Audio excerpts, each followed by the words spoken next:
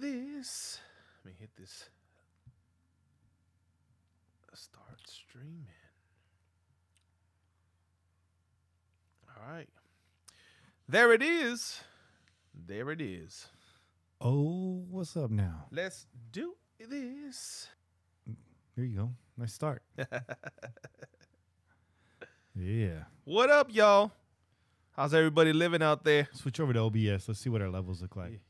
How is our levels? Check 1 2 1 2 1 2. Check 1 2. Check 1, check 2. It's good. We're not in the red. Check 2. No, we're not in the All red. right. Good. We good. Levels are good. What's up? Good Doc. What's up? Yeah, yo. What's cracking? Johnny, One Nation fan. We're in the building. Shout out to C. John Fish too. Big shout out to my brother Gent. My brother Gent. How much Old English and Rossi did we drink in the 90s, Gent? Good times. Perry. What up, Perry? That's an inappropriate joke, Perry, and we welcome it. What's up, Shorty? What up? I was at the spot last night and dude was drinking a small bottle of Rossi. I was like, damn, I'm surprised there's any left. I thought I drank all that shit. Of course, he was drinking wine. Of course, he was the only Niner fan in the room. But I was like, I got to give it up because at least you're drinking the Rossi. Yeah. Wine and cheese, but he was drinking Rossi and, and eating Doritos. So I was like, I got to give it up to you, fam. At least you're keeping it, bro, hood. Yeah. What's up, Dan? Don't let nobody change you, dog. Jen says hella. That's right, hella. What's up, Vince? Raider Nug in the building. 100th episode. That's right. That's right. This is episode 100. Watts Raider. What's up? What up, Watts? What's up? Yeah, shout out to Tiger Woods. Big shout out to man. What's his name? Eldrick. Kobos in the building. Kobos is a gamer like me. I'm wondering if Kobos got 100% on RDR2. I'm gunning for 100%. I'm at like 98% right now. Raiders of the North in the building. Charles McBride, a.k.a. Chuck McCann, a.k.a. Raiders of the North. Yeah, we got some folks in the building. These are all the people. These are the only people not watching Game of Thrones tonight. We might lose some of you. Yayo says 14-2 this year. Oh, shit. Well, all right. All right. Raider Homer, what's up? Raider Homer launched his YouTube page a few weeks ago. Make sure you guys go subscribe to that. And you haven't already, make sure you subscribe to Watts Raider. Those of you tuning in for your first time, whether now or you're listening to the playback, this is our soft intro. We are just getting warmed up. Oh, yeah. Just getting warmed up. Yeah, Watts Raider. Our Rossi of choice was the Rhine. Top of the line wine. Carlos Rossi. Yeah, so I think we're just about ready. We got a special beer that we're going to review for the 100th episode. Oh, yeah. And we'll get into that in a minute. I don't know. Are we ready to go? I'm ready. I kind of feel like I could just talk to these guys all night. But that's a trap. No disrespect. We have a show to do. That's all I'm saying. It's a trap. I would love to just talk to you guys. That might be another show. We gotta start periscoping, bro. Yep. Shout out to Mikey Raider, bro. Mikey Raider gave us a real nice shout out this week. Yeah, man. Real nice. Nick Black, you ain't missed nothing. We're just about to start. We pushed back the start time to 7:30 because we were buying all the beer. Takes a long time to buy all the beer. Yeah. But I think we might have. There's no such thing as too much. We did not buy too much. I almost said that, dog. All right. It's never such a thing. All right, bro. You ready? I'm ready, dog. All right. It was not this warm, but now it's getting warm. Let me open this window. Yeah. Crack that open. We crack windows and chairs.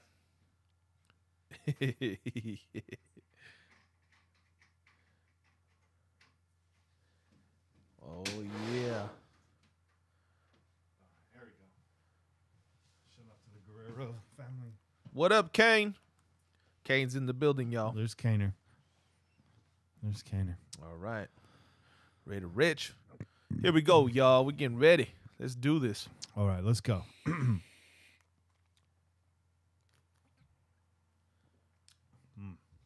is dry.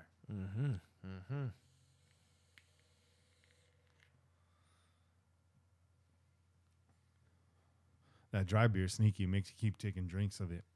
I did not make soup again, Vince. Yo, That was a special request. My lady wanted soup. So when your lady says, I want soup, there's soup. Soup. No soup today. Fuck that. There's wings today. Yeah. All right, here we go. Oh, yeah.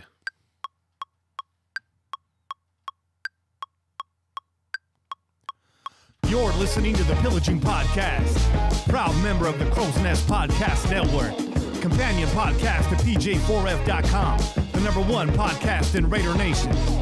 Tune in every week wherever podcasts are found.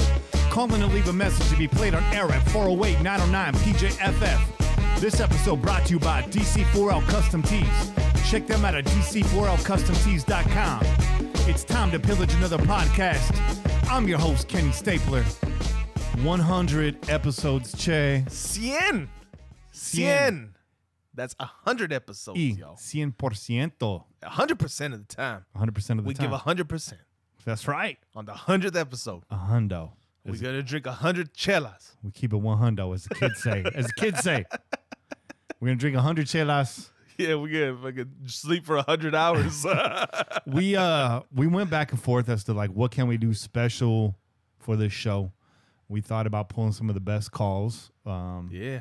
But no offense, didn't want to sit through 2 hours of WAP Raider phone calls. Because it might have just been a montage of WAP Raider. And that's a compliment, WAP. That's a compliment, man. You call in, motherfucker. You call in.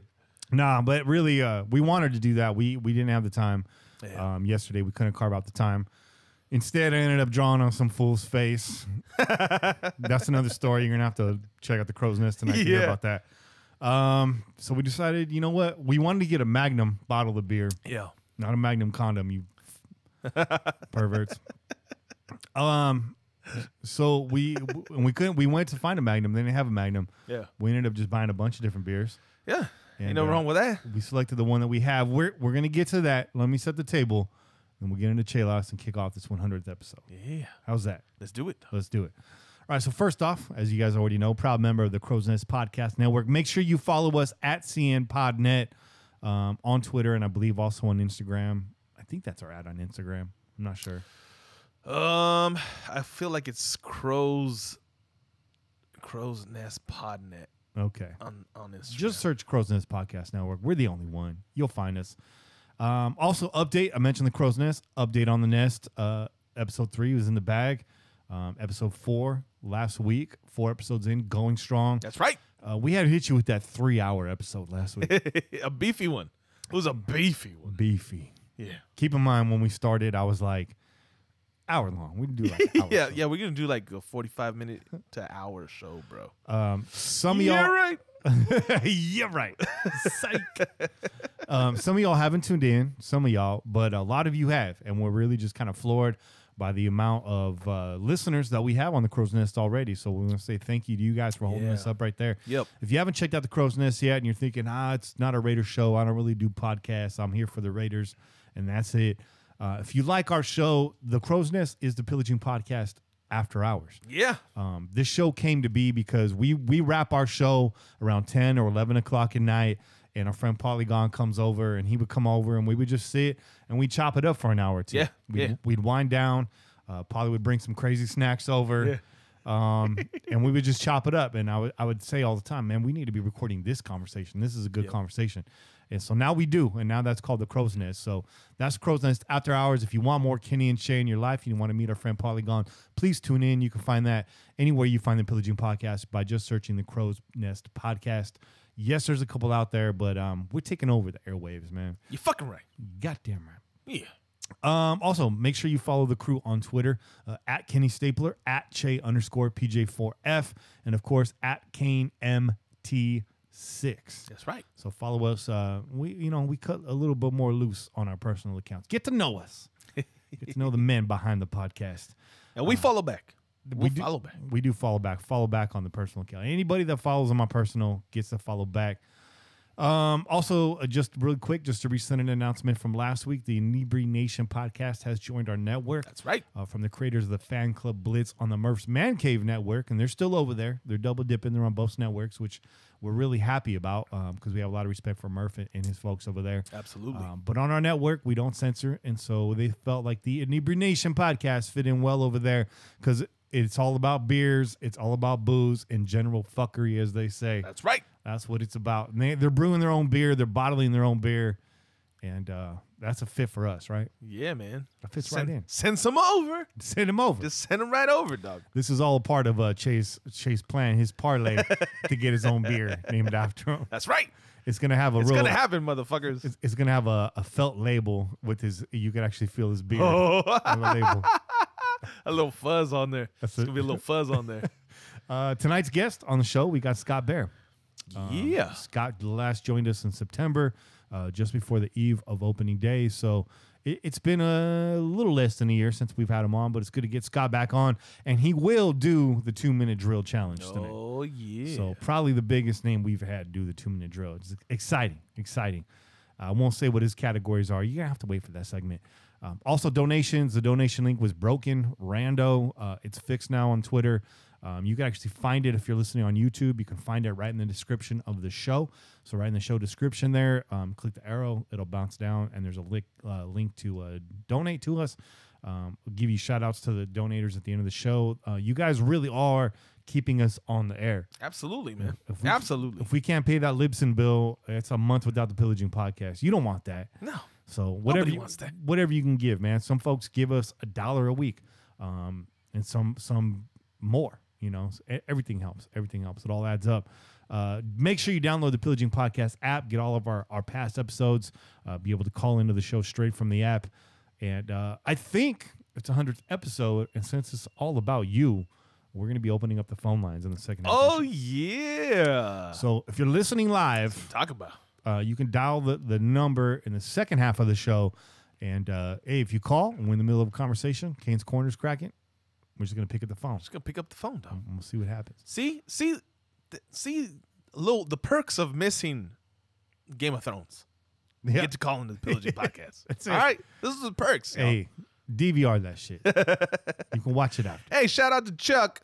Because he said, I'm recording that shit because I got to be down with the Pillagers, man. So shout out to you, Chuck. That's real. Chelas to you, bro. Yeah. And then, of course, merchandise. Make sure you check out onenationfanwear.com. Original gridiron line, everything on there. Fire. Make sure you definitely check out dc40customtees.com. If you're wondering what the Pillaging gear is, it's at DC40 Custom Tees. We got a whole page of gear on there for you. So, and if you're real nice to Dan over there, if you send him a message, he might hook you up with some of that discontinued Pillaging gear. Yeah. Some of that maybe. Some of that gear that's been discontinued. That's the special stuff. That special hitter. Yeah. And of course, we got a care package from Mojo Raider, which actually I think might be kind of fun to open up live on air. So maybe we'll save that for the second half. The second half of the show is going to be packed tonight. It's going to be a long show, guys. Yeah. Hang in there. Buckle up. But all that is fine and dandy. The table is set, and the chelas are nice and cold. Oh, yeah. So it's time. It's time, brother. It's time. And now it's time. Shout out Bruce Buffer. It's time. It's time for the chelas, y'all. Today, we had to crack this one out. Shout out to our boy, Chuck from the Inebriation podcast, because he put us onto this last week when we were talking it up with him. Check that interview out on the Crow's Nest. They joined us recently, and so we sat down with them. We talked a little bit about beers and all that good stuff, man, and bringing them onto the network. It was all good fun. But they shouted out because we were drinking a New Belgium last week also. That Voodoo Ranger. A Voodoo Ranger, and he was like, yo, shout out to that New Belgium Brute, that Brute IPA. And why did we pick the Brute? Well, listen. Because you wanted to drink champagne. Oh, I wanted to drink champagne? Yeah, you mentioned champagne. How you going to put that on me, Kenny? How you going to put that on me? No, listen, so I was like, yo, what are we doing? We got to celebrate, right? I think I threw out champagne just as fun. We were throwing it out there. Come on, just throwing it out there. Yeah. Hey, you know me. Yeah. It's all about chelas, dog. Ain't no champagne in the world going to make me stop drinking chelas. You were trying to G-check me. You were like, I'm going to throw this out there and see what he says. Let's see what he says. And I was like, hell no. He said, that's right. I said, you goddamn right. No champagne. But we got the closest thing that you could, right? We got this Brute IPA from New Belgium. Yeah.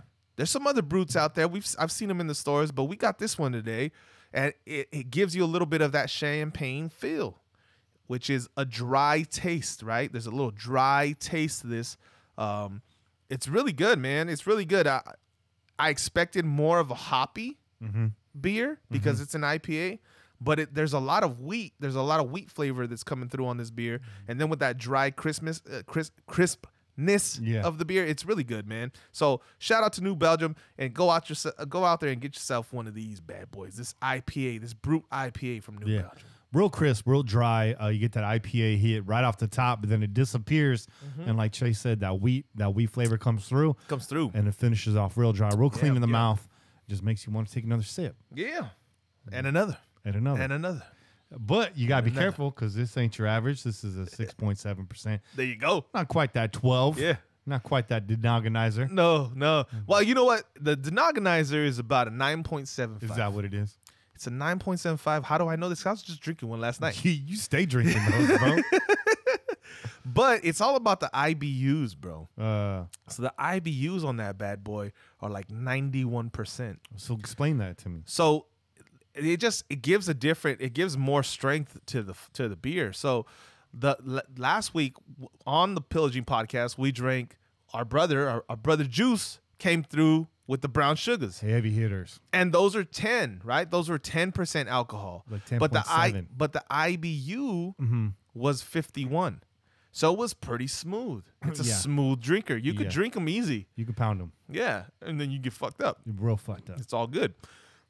But with the denogonizer, you drink those bitches, you know you're in for some fucking trouble, dog. When you drinking that first one, you know, oh, this is going to go down a bad road. I just made the wrong turn, dog.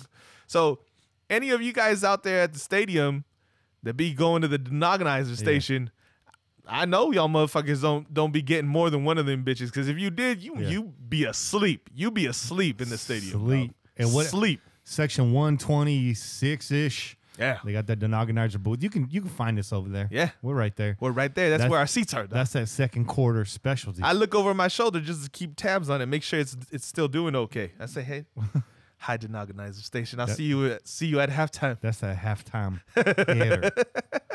The halftime. I walked over there. I remember I was in line last season, and I'm sitting there, and there's a group of peoples behind me, and homeboy's like, he's like, I usually drink like, I usually drink like Millers and stuff. But so this is cool. This is cool. And I was all, no, it's not, dog. They're gonna carry your ass back to the car, dog. That motherfucker was asleep. Speaking of sleep, he was asleep. Sleep. Yeah. Yeah.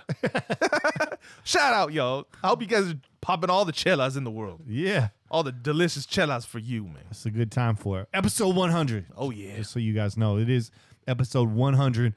This is a milestone episode. Oh, huge. Huge. Bigly. Jalen Richard re-signed with the Oakland Raiders. Yes, he did. In his 3-year career, Richard has tallied 124 receptions for 1,057 yards.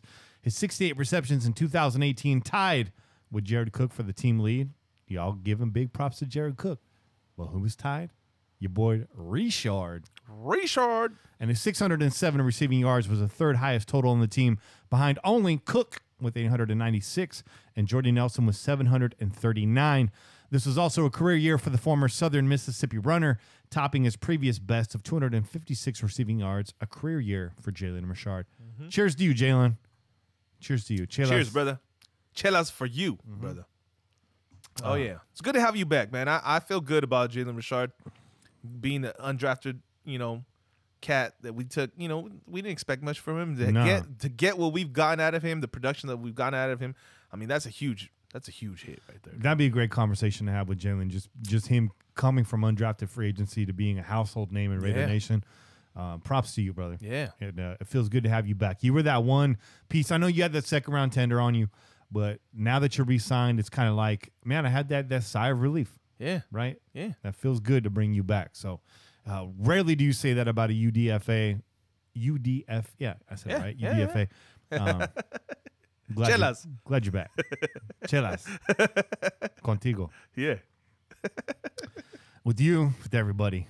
Keep it moving. More Raider signings this week. Raiders bring back a familiar name, defensive end Benson Mayowa. Oh, yeah. 6'4", 265-pounder is a pass rusher, having put up 4.0 sacks last season for the Arizona Cardinals and 11 over the past 3 seasons for the Cardinals and Cowboys. The 27-year-old doesn't exactly solve the need at edge rusher position, but at least add some depth to a position that had none. He joined second-year man Arden Key and newly signed Josh Moreau and a recent former Double-A effer Alex Barrett at the end of position. Alex is just happy to get a paycheck at this point. Yeah. Because he was like, y'all invited me to the party and then you called the cops. And now everyone's fleeing. I didn't even get to play beer pong, dog. I just got here. Cheers to all the Double-AF guys that are getting NFL contracts, because it's very ironic. The NFL was like, yeah, you're a developmental league. That's cool. We never said officially, but hey, if you want to say that. Sure. By the way, we're sending you 0 players. And they pulled out. Pull-out game, real strong. Pull-out game strong. Very slow week in news, but one more thing. Mike Mayock had his pre-draft presser this week. Yes, he did. Yeah, he did. Yes, he did. He's on the other side of the table now as a general manager for the Oakland Raiders. What's different for Mike Mayock? They asked him, what's the difference here? And he says now he's got some coaches and he's got some scouts to bounce his ideas off of they didn't have before. He also has access to more info and obviously conversations with the young talent that he didn't have prior to becoming a general manager. Well, that's all fine and dandy, Mike. We got to see how you do this draft. As John keeps telling you, don't fuck it up. Don't fuck it up, Mike. Don't you fuck this up, Mike. Shit. Mike says they're going to drill every scenario they can think of, and we'll go through an actual mock draft scenario in the draft room this week. So they're actually going to set it up like they're going to be in the draft. And they're going to throw curveballs at him. They're going to have the phones ring. There's going to be trade proposals coming at him. They're going to basically put him in the 2-minute drill and see how he reacts under pressure. So I'd love to be there, like for this fake draft. Yeah, that'd be kind of cool. That'd be really cool. I'd like to be for the real draft too, but I mean, let's pace ourselves. Yeah, slow down, kid. Slow down. We'll probably get the invite to the fake draft first. Me and Che just cracking Chelas on the corner, like, hey. Like, hey, just at some random bar in Oakland. I thought the draft was going to be going here. I thought we were doing the mock draft here. Well, you guys seen Mike? You see John? No? Shit. Hey, let's go to Ricky's. Must be the wrong place. I told you it was at Ricky's. Mike says he feels no pressure with the top 3 picks, and that of course is a lie. He's feeling the pressure. Mike's got to be feeling the pressure, right? Yeah, of course, dog. It's his first fucking draft. Okay, he's been doing this pretends, for many years, but this is the first time that his fucking draft actually matters, dog. Yeah, it's the first time that it actually matters. So the pressure's on, but I think he's handling it well. He said it himself. If he blows it, he can get fired, and yeah, that's what it is. Yeah. That's what it is, Mike. Exactly what it is, dog. But he does embrace the flexibility that having this collateral at the top of the draft, basically 4 picks right in the top 35. He embraces the flexibility, understands that having draft capital allows for all scenarios to remain in place. So when pressed over and over again, both him and John Gruden about, are you standing pat? Are you moving up? Are you moving down? They're like, hey, any of those things can happen. Yeah. And don't forget, we got that major gap between our last pick is pick 35, and I think our next pick is like 105, 106, something like that. That's a big hole right there. So, Mike did go on to say that he really likes picks 20 through 60. He feels like there's always a lot of value in that range.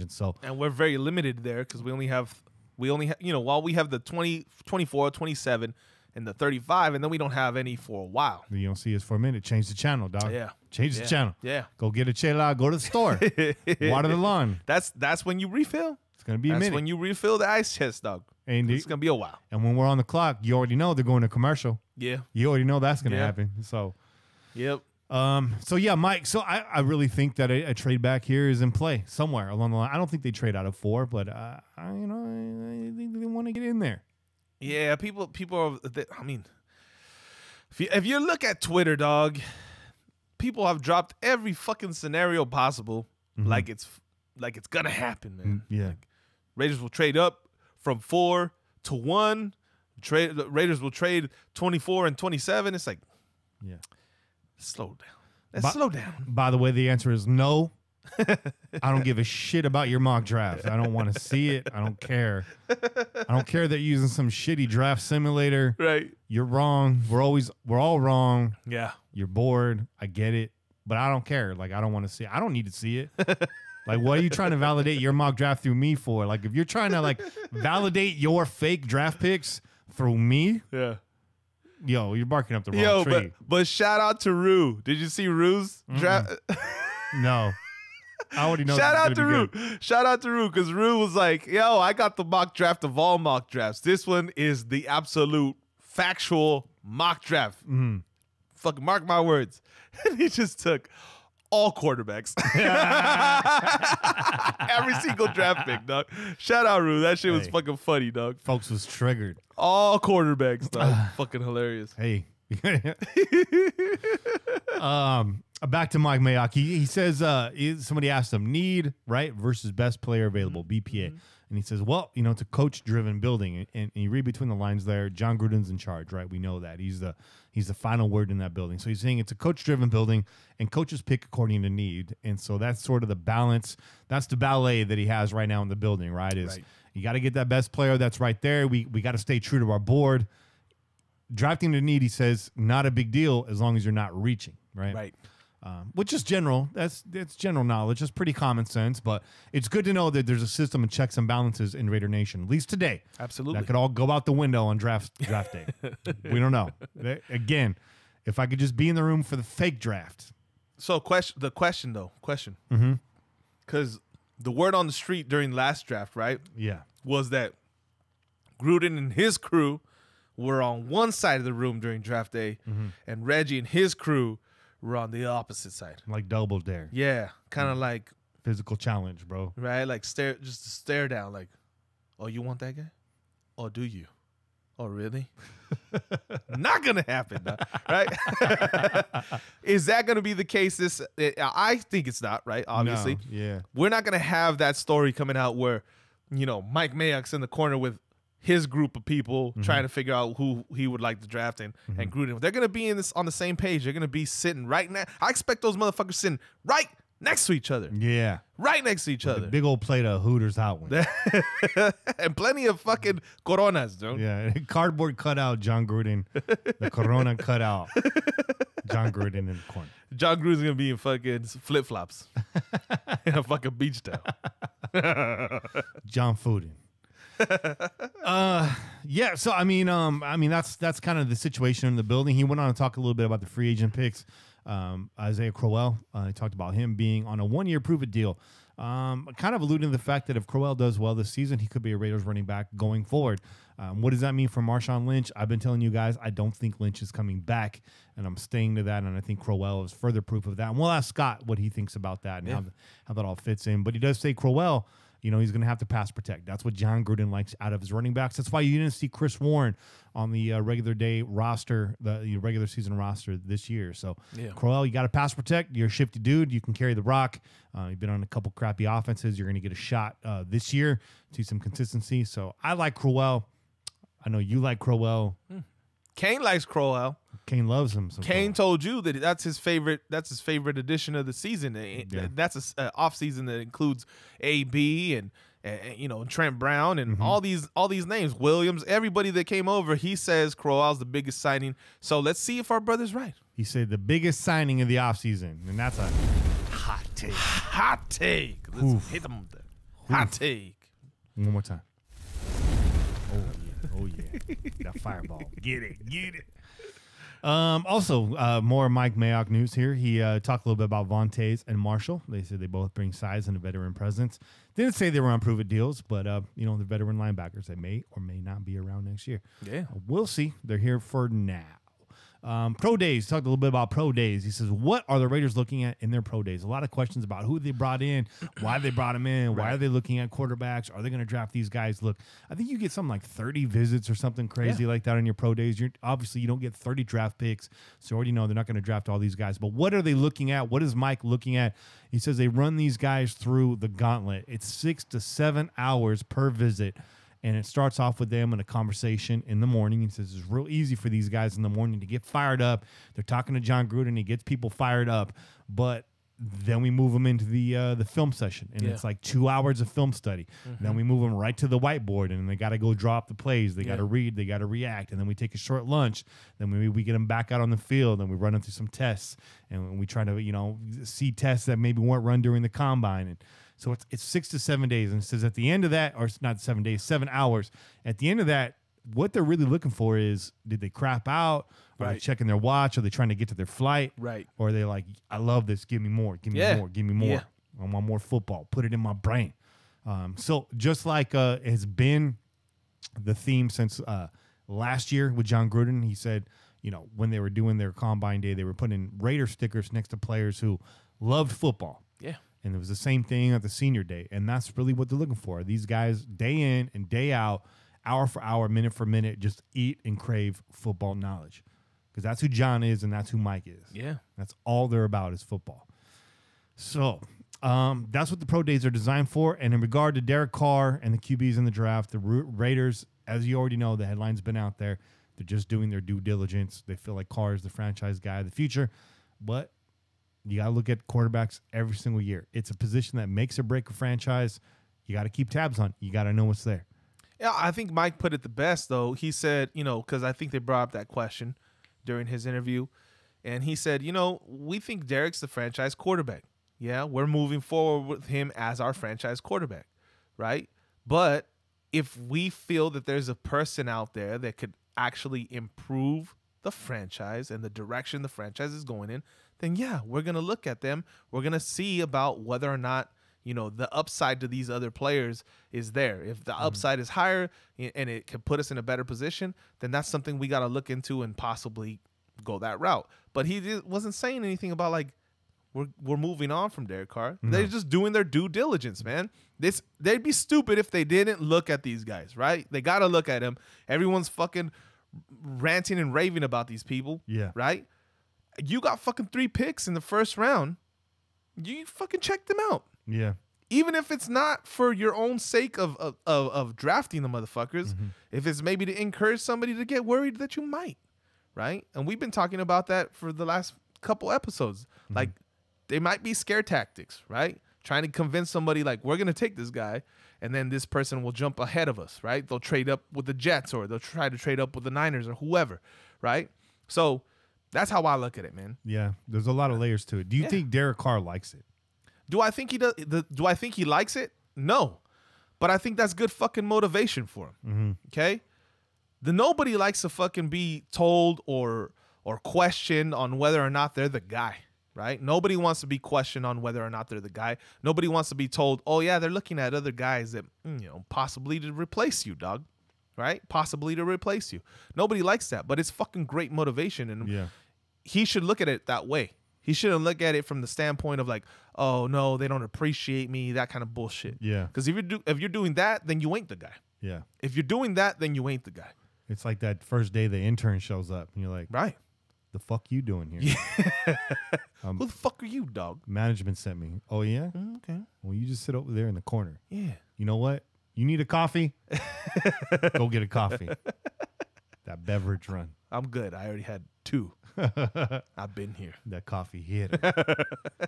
So, yeah, I mean, Derek's got to be a little bit irked. But, man, he's what, 28 years old now? Yeah. So he's got to use it, dude. He's got to use it to his advantage. He's got to use it to power him through and actually do what we expect him to do, which is take a fucking giant leap forward this second season and make some shit happen so that question's not out there anymore. What's Doug Martin doing right now? I don't know. That's a good question. They said he pumping iron. They said he wanted too much money. Okay. Doug, you got a shot last year when nobody else wanted you. This is true. And now you're asking for more. Doug, get the entire fuck out of here. We don't need that kind of energy in the building. You're going to be sad, dog. You're going to be sad when the season starts and you're not on anybody's team. Just be over there playing with your little hamsters. You could have you could have been on this team. Driving your hamster wheel around town. Yeah. And what did Le'Veon sign for? What did Le'Veon sign for? Because it wasn't that much. It wasn't what everybody was expecting either, right? It wasn't like this gigantic deal. So my question is how what kind of crazy shit was the muscle hamster asking for? Yeah, what did he get? He got 4 years, $52.5 million with a max value of $61 million. So that's the highest. That's the highest contract for a running back, right? Basically. Doug Martin, where do you see yourself from number one Le'Veon Bell to I don't know who's at the bottom of the chart? I don't know. Hamster food ain't that expensive, dog. And hamster wheels don't take no gas. So the upkeep there, it's minimal. It's minimal at best. I'm just saying, man, work with us, dog. Yeah. Because nobody else wanted to work with you except us. You could have worked with us. Just saying.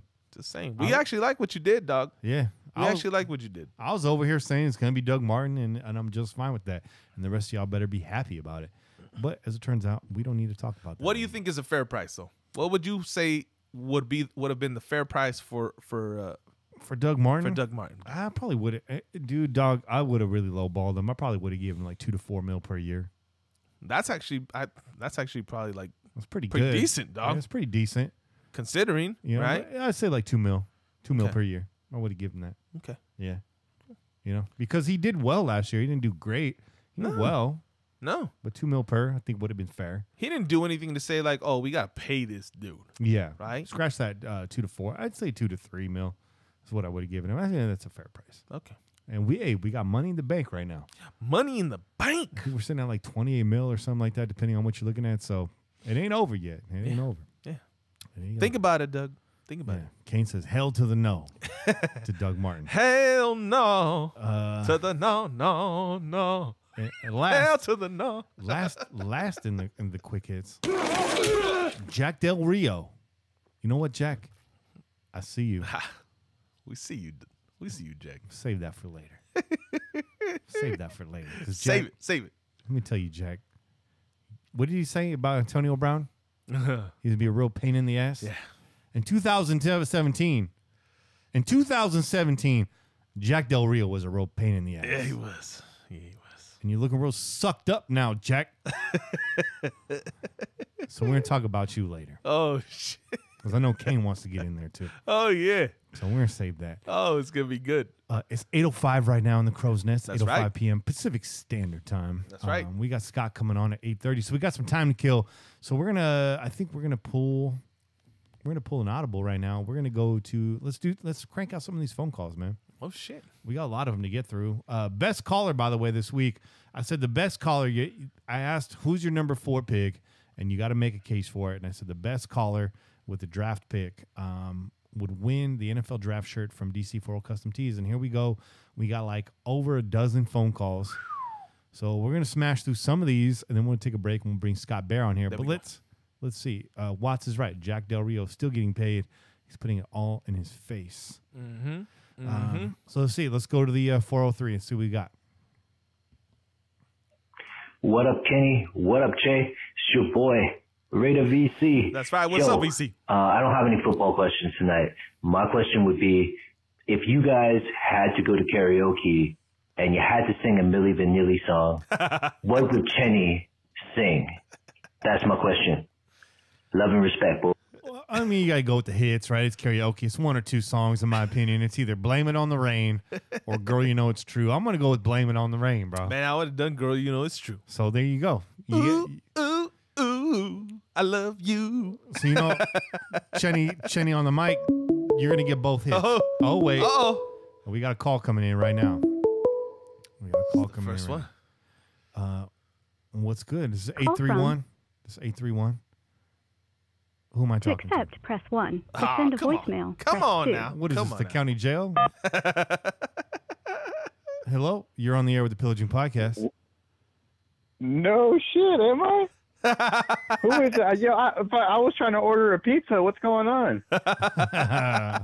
What's cracking? Are you calling from county again, or what's good, bro? Yeah, guys. I'm actually on the side of the road. My horse broke down. I'm sure you've seen me, waiting right there, passing through Monterey Road. I was like, somebody pull over. Like, you know what?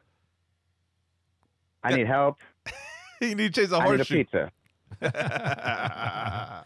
Damn. So what's good, Bobby, man? What's going on? What's going on? Well, nothing much, man. I mean, fuck, I didn't even fucking pay attention to this. Like, who would you pick number 4? And I was like, you know what? Let me call in real quick because I left a voicemail last week, but I didn't leave one for the number 4 thing. So I was like, you know what? Let me just leave one right quick. Mm-hmm. And then you guys pull a second audible on me. It was crazy enough. You guys pulled the audible. You guys pulled a double audible, dude.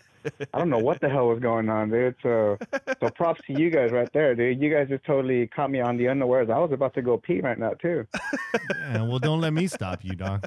Don't let me stop you. Oh no, don't even trip. I already just went, dude. I have one of Bobby Boy's pool bags right here, and like that's how I record right here, man. See, that's the behind the scenes that no one ever sees, and especially after last time when I went over there to use your bathroom, and there was nothing to wipe with, so I used one of your socks, and we all know how the toilet backed up. My bad, dude. It's like I owe you. I still owe you on that. Yeah, you're blowing out my American Standard appliances over here. Hey man, you know me, dude. I'm a country mouse, bro. I'm just used to going out in the sticks and just letting it where it goes, and just keep it strolling, bro. Yeah. Just like the animals do, like in the zoo, they just walk and dump and just keep it going. Someone's gonna take care of it. If not, someone will step on it and it'll make its way out of there. Easy. By the way, those of you listening, this is Bobby Wasabi calling in from Wolfpack Nation. Yeah. Also a podcast on the Crow's Nest Podcast Network. If you haven't listened yet, make sure you check them out. It's a big gang of folks, man. Your roster is growing. You guys are about to break off, start your own network. You got a lot of faces over there. Yeah. Gang. That's how it is, man. That's how Wolfpack rolls, bro. It's like the Wu-Tang, dude. We got like 40 million fucking members and shit, dude. And they all got different names, dude. That's how we roll, man. But back to my number 4. Yeah. It's real easy. It's me. I'm the number 4. Me with the purple reins right there, dog. DC was talking about, your favorite Milli Vanilli, Cheney's all-time favorite hits. Uh-huh. Well, it's me. I'm number 4, dude. That's all I was gonna say. Them purple pants coming to the stage. Purple reins, man. You have to get you a special purple reins draft. You're gonna have to wear those. You're gonna have to wear those motherfuckers to the stadium now, right?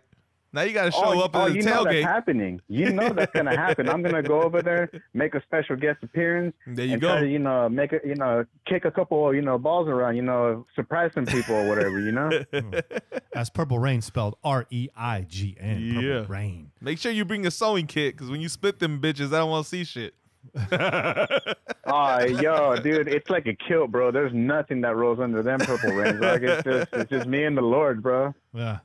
Bobby, man. That's what it's all about. Bobby, thanks for calling in, man. I know you didn't expect to be live on air, but you are, and you're here now, and we appreciate you, dog. Appreciate you, brother. Yeah, for sure. Hey, one more thing, too. I was going to actually leave one question to you guys is, okay. You know how this is the 100th? Happy birthday, by the way, gentlemen. Thank you. And to Kane as well. Thank you. Happy birthdays. Are y'all gonna have like a special little like thing or something like on the app? Because I still I'm still listening to the old shows on that app right there, man. Back when you guys were trying to be good fucking citizens and shit, and trying to not curse so much. That was crazy, man. But like, is anything going up on that app, man? No.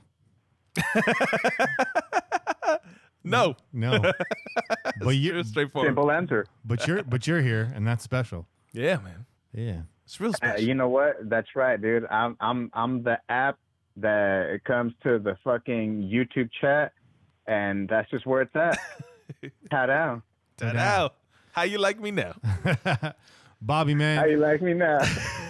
Bobby, hang loose, brother. We're gonna see you out there. Well, we're gonna see you before then, but we're gonna see you out there at that A-Lot special. That's right. Yeah. That's right, fellas. I'll definitely see y'all there. And anyone else that want to roll through, I'll definitely fucking have a cello with y'all too, man. Yeah. For real. For real. Bobby, stay up, brother. And we'll talk to you real soon, dog. Yeah, brother. All right, for sure, gentlemen. Y'all keep doing it. Congratulations. And thanks for fucking tripping me the fuck out. Yeah. My pleasure. Peace out, brother. Later, y'all. Peace. Have that effect on people. That was good. That was good. Yeah, I was not stalling Vince with that answer. We thought about what can we do special, but you know what? We feel like the show is good the way it is. And This is it. 100 episodes. We're just happy to be here. And introducing the new live call-in segment. So how about that? Yeah, how about that? This is from the 760. You already know who this is. What up, guys? It's WAP. Hopefully you can hear me a little bit better. I'll try to speak more concise and clear as I can. Let's hold a moment of silence for dear Seth Roberts. He finally made it off the fucking team. My Lord. That guy was like Cersei Lannister. Just every single season I thought he was going to get off. Nope. He's finally gone. Thank God. Overpaid blocker at best. King of the fucking dropsies. I mean, I could go on and rant about Seth Roberts. Great 2016 team. Awesome. Left a lot on the field. Dropped a lot on the field. Had that really good game against the Buccaneers. That walk-off, that was amazing. I'm just glad he's off. God dang. That was that's a blessing in disguise right there.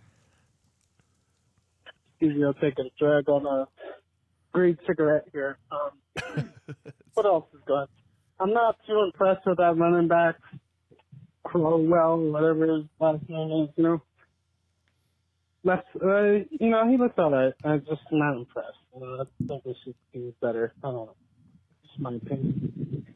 Other than that, fuck, man. The draft can't come faster.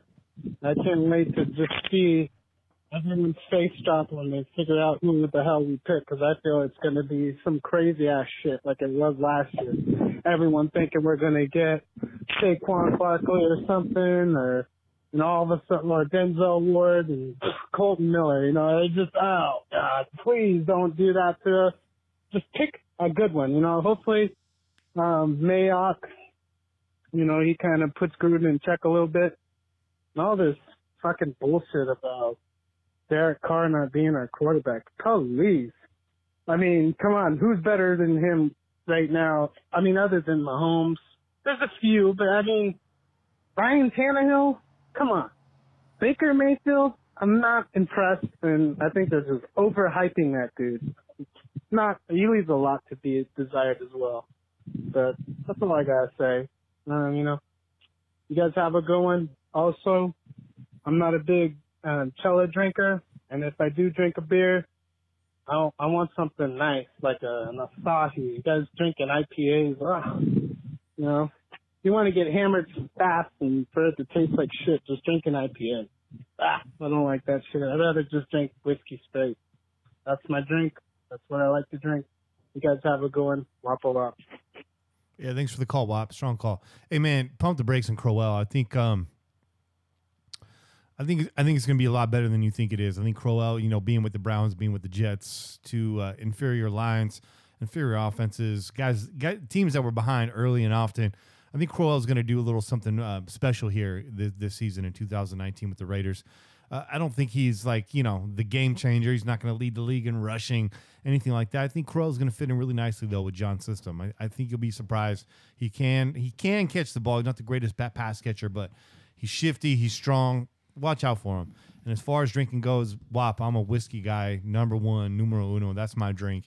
And Che, man, he's brought me over to the dark side, the IPA side. That's right. You just got to keep drinking them until finally you get it. Yeah, man. You get it. It's an acquired taste, dog. Whoever called in from the 203, I apologize. We're in the middle of another call. Had to hang up. But call back. Call back, dog. Let's go to the 202 right here. Yeah, what's going on? Pillaging people. Buddy JFB chiming in. Ooh. Shout out to Kenny, Che, everyone doing their thing. Great podcast as of late. Shout out to the production crew, which is probably the liquor store dude selling those cellas. That's right. And me, I'm the production crew. It's me. Hey, we all do a little. That's true. That's true. Che's on that video now. Doing a little production now. Che's the video guy. Yeah. But your boy Kenny he's still the captain of the ship, dog. I do a lot of work here. He's in the the cat. nest. That's true. You're fucking right. That's true. But it takes a village, bro. It's true. It takes a village to pillage. Well, we're building one, dog. Just look at the Crow's Nest Podcast Network, dog. We're building a fucking village. We're building a fucking bully over here. There you go. Necessary element. So, last year, I called in, gave the Herschel Walker analogy in regards to what was about to happen, which is that Mac was about to ball out, much like Herschel Walker did when he went to the Vikings, and we were going to be shit. And we were.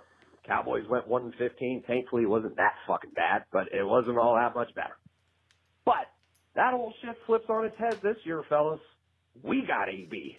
Antonio Brown, week in and week out, is arguably the best fucking football player on the field at any position. This dude's going to be amazing this year. Put it on the scoreboard. 110, 1,800, 14. That's what AB is going to do this year, because this is how it goes. And then Mac and these other dudes, Cooper, Amari, these dudes are going to fall off. Listen, when they get traded, they get a little fire in their ass.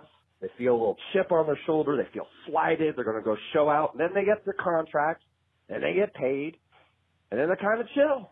Not quite as angry. I don't think Mac's going to play 16 games this year. The Bears are going to stink. Mitchell Trubisky in this 50s offense, fuck that. We're going to be picking in the top 10 with that pick next year. Put that on the fucking scoreboard, too. So, I like it. We got some things to watch for. If this organization wasn't such a shit show at times, I really think we might have something. But I think we're going to be significantly better. We're going to have all this trade momentum and mojo and history on our side. Go fucking get them. Win the division. Raiders. Wow, man. For JFB to come with some positivity, I've known this cat for a while now. Known this cat for almost a decade now, at least on the message board. Mm-hmm. Met him in person quite a few times. Shared many chelas and whiskeys. Oh, yeah. The positivity coming out of JFB is a rare thing. So when he speaks, listen, he's got a lot of hot takes. He doesn't always land, but when he lands big. He's a gambling man. And so rack that call. Put that call on the board as a contender for the T-shirt this week. I know it's not a draft call, but it's a solid call. No, that's a good call. That's a good call. JFB, like it. Call in more, man. I know you don't want to wear out your welcome.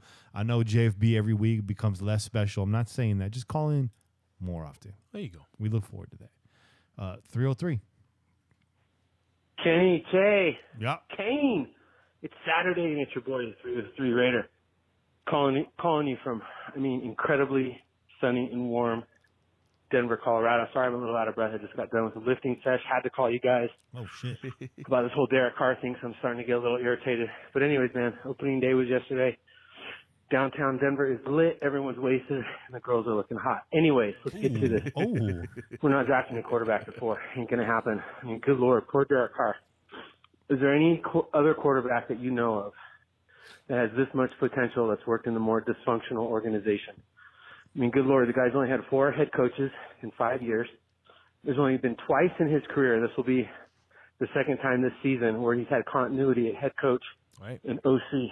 And the first time that happened, it was the 2016 season where he went into his second year with JDR and Musgrave. So, my goodness, this guy has had every year horrible defense. Mm-hmm.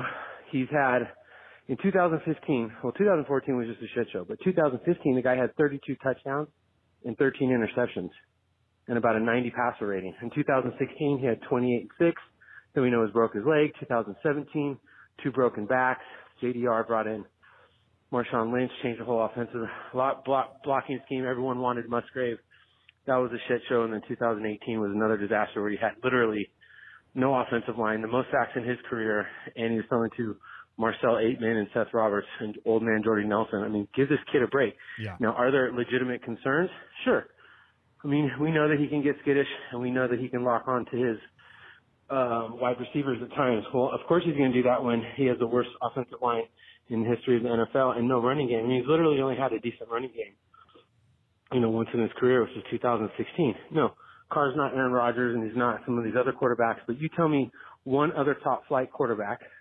I'm talking about Rodgers, Breeze, Brady, Russell Wilson, and Big Ben.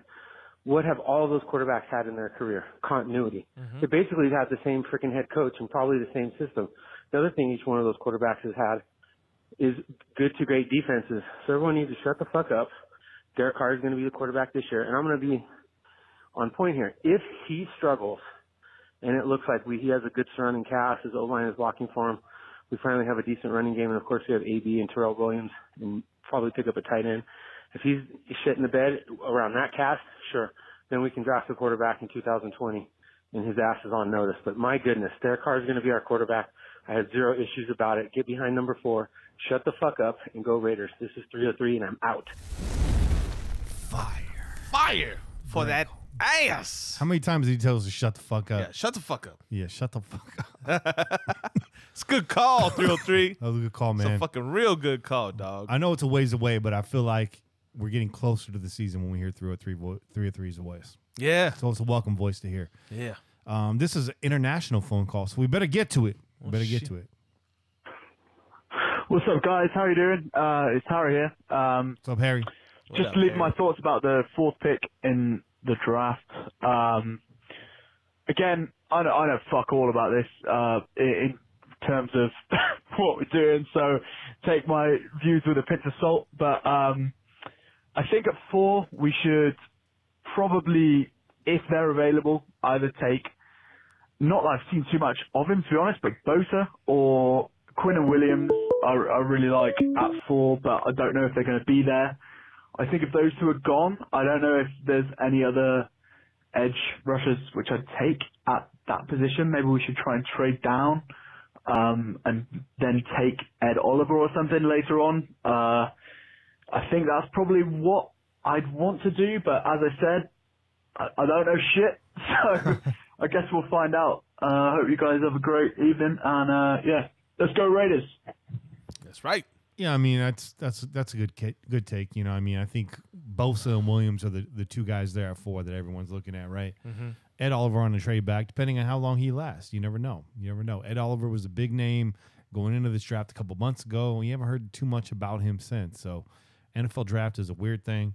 It's really about the media. The media drives this. How much does the media drive this? I mean, a lot, dog. As soon as they latch onto a name and they start pushing them, the stock starts to rise. But if you talk to some of the people that we know that really, really look into draft and players, I've heard some really good stuff about Oliver. So I'm not surprised to hear that Ed Oliver talk, just last week, right? When we talking about that? Yeah. We were just talking about that, and we were talking about, like, how high do you take Ed Oliver then? Yeah. Do you take him at 4? Is he that? Are you willing to take him at 4?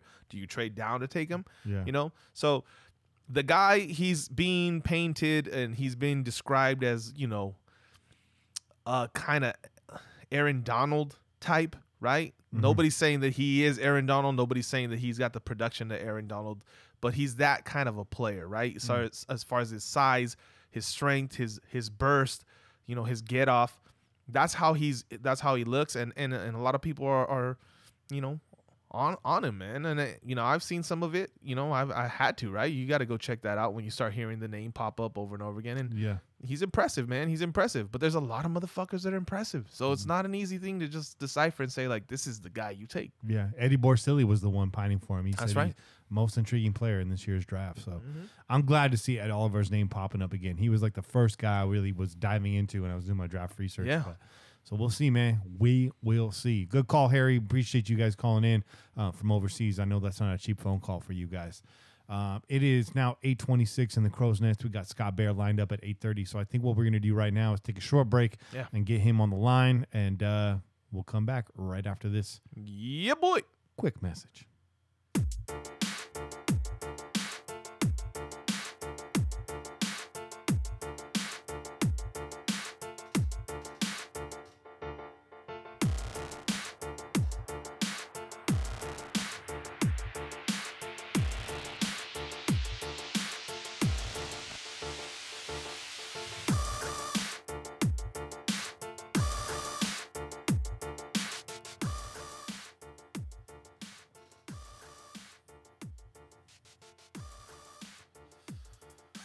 Oh, yeah.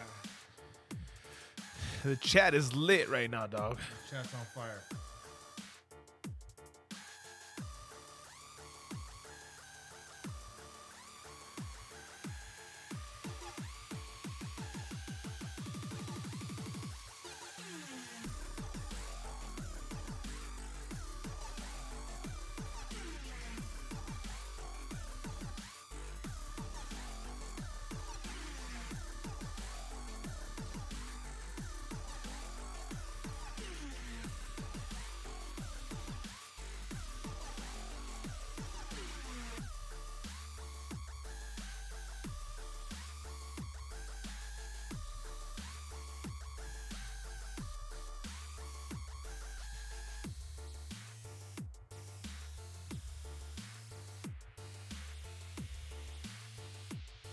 All right, let's call Scott. 2 minutes early is all right? 2 minutes early is all right. It's all right. 2 minutes early is all right? Yeah. It's calm.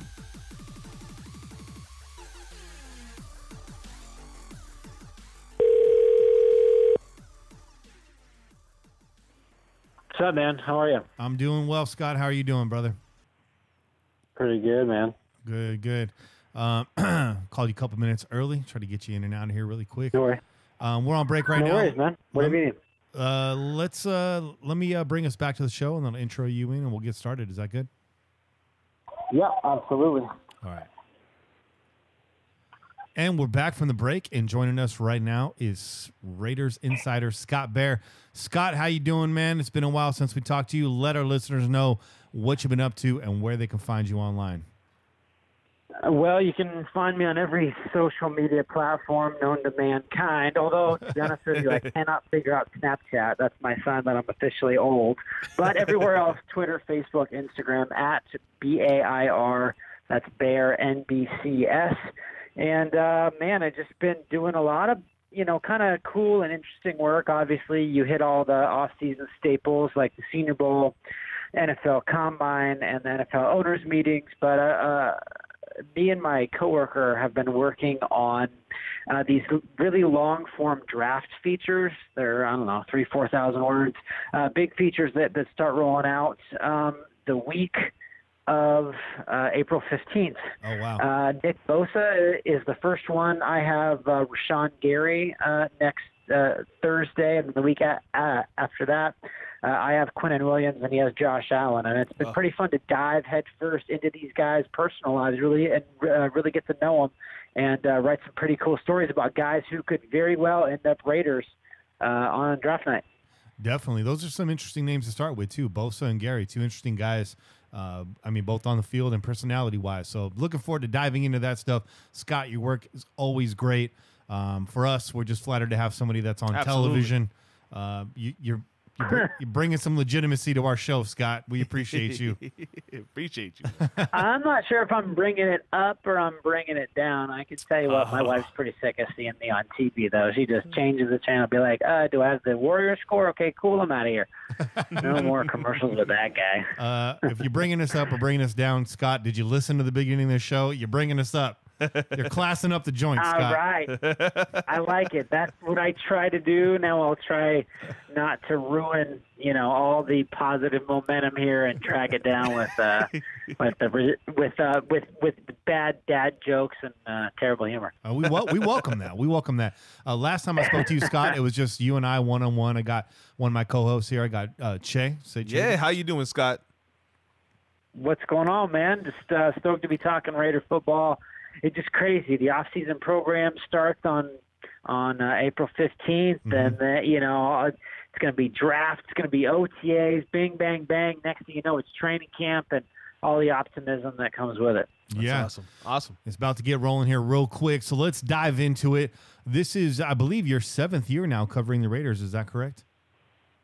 Yeah, man, it's crazy. I moved up to the Bay Area, young spring chicken, and now I'm dangerously close to 40. It's amazing how quick that happens, but it's been really fun.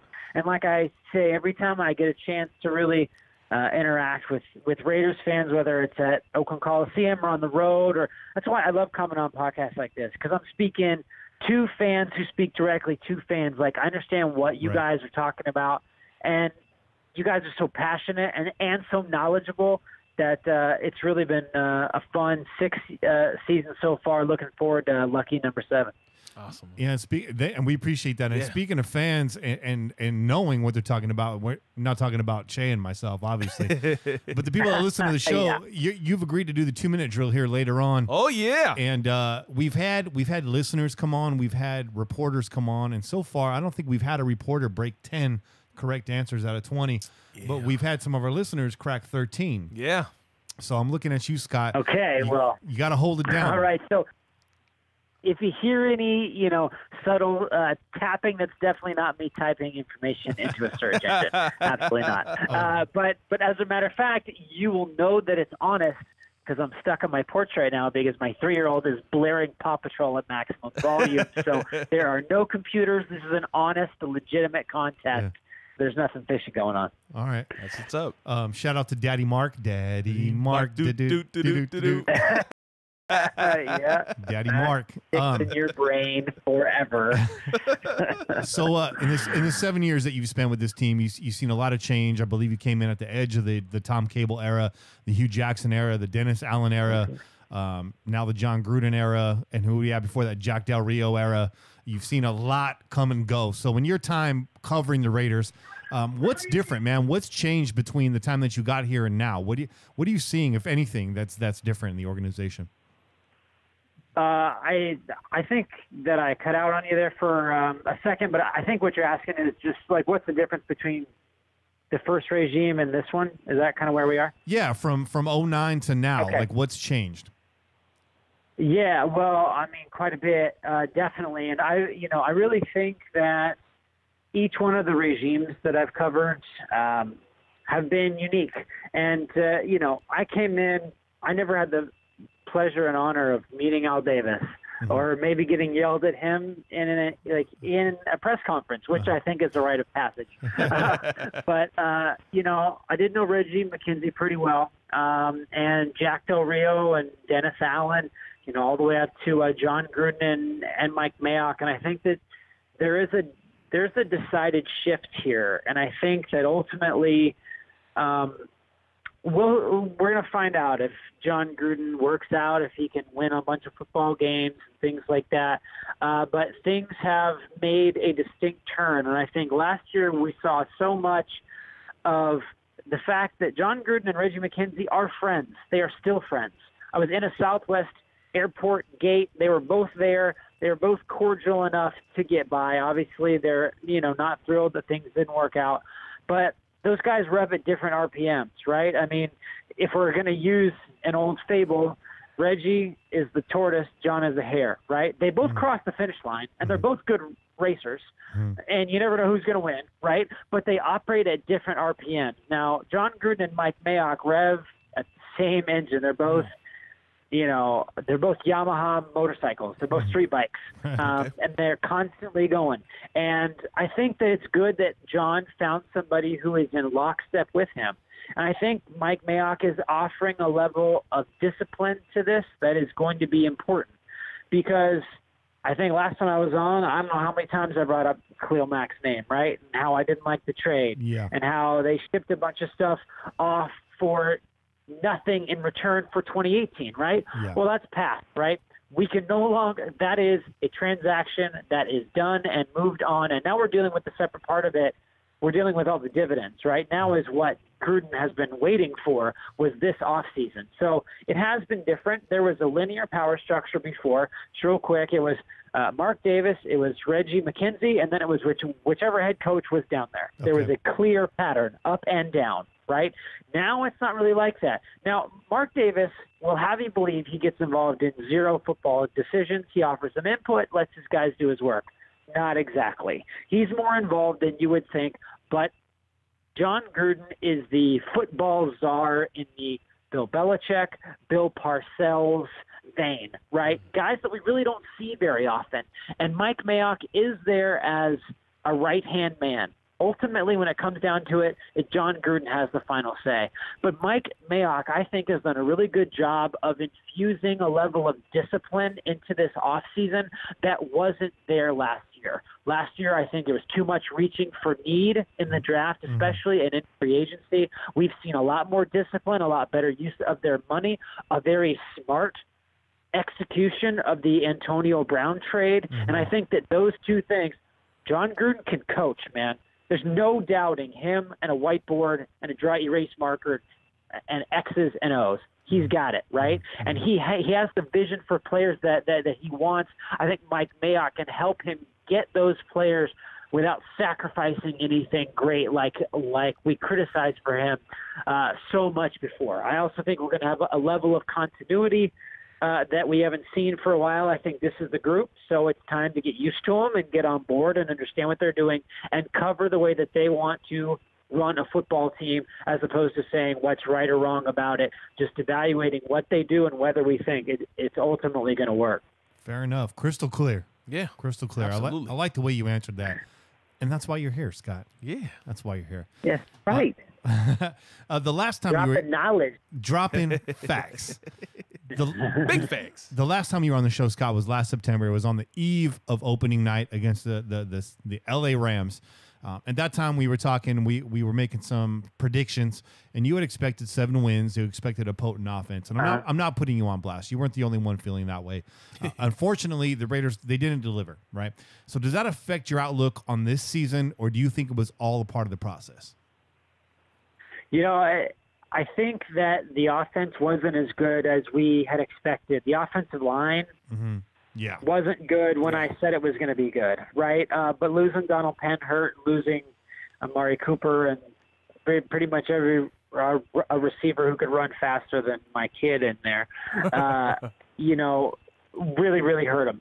And I think ultimately, trust me, I'm not standing by the fact, I was right back then. No, let's go back and say that offense wasn't potent at all. It needed a lot of work. And 7 wins, you know, maybe was a little reaching considering that Khalil Mack had already been gone.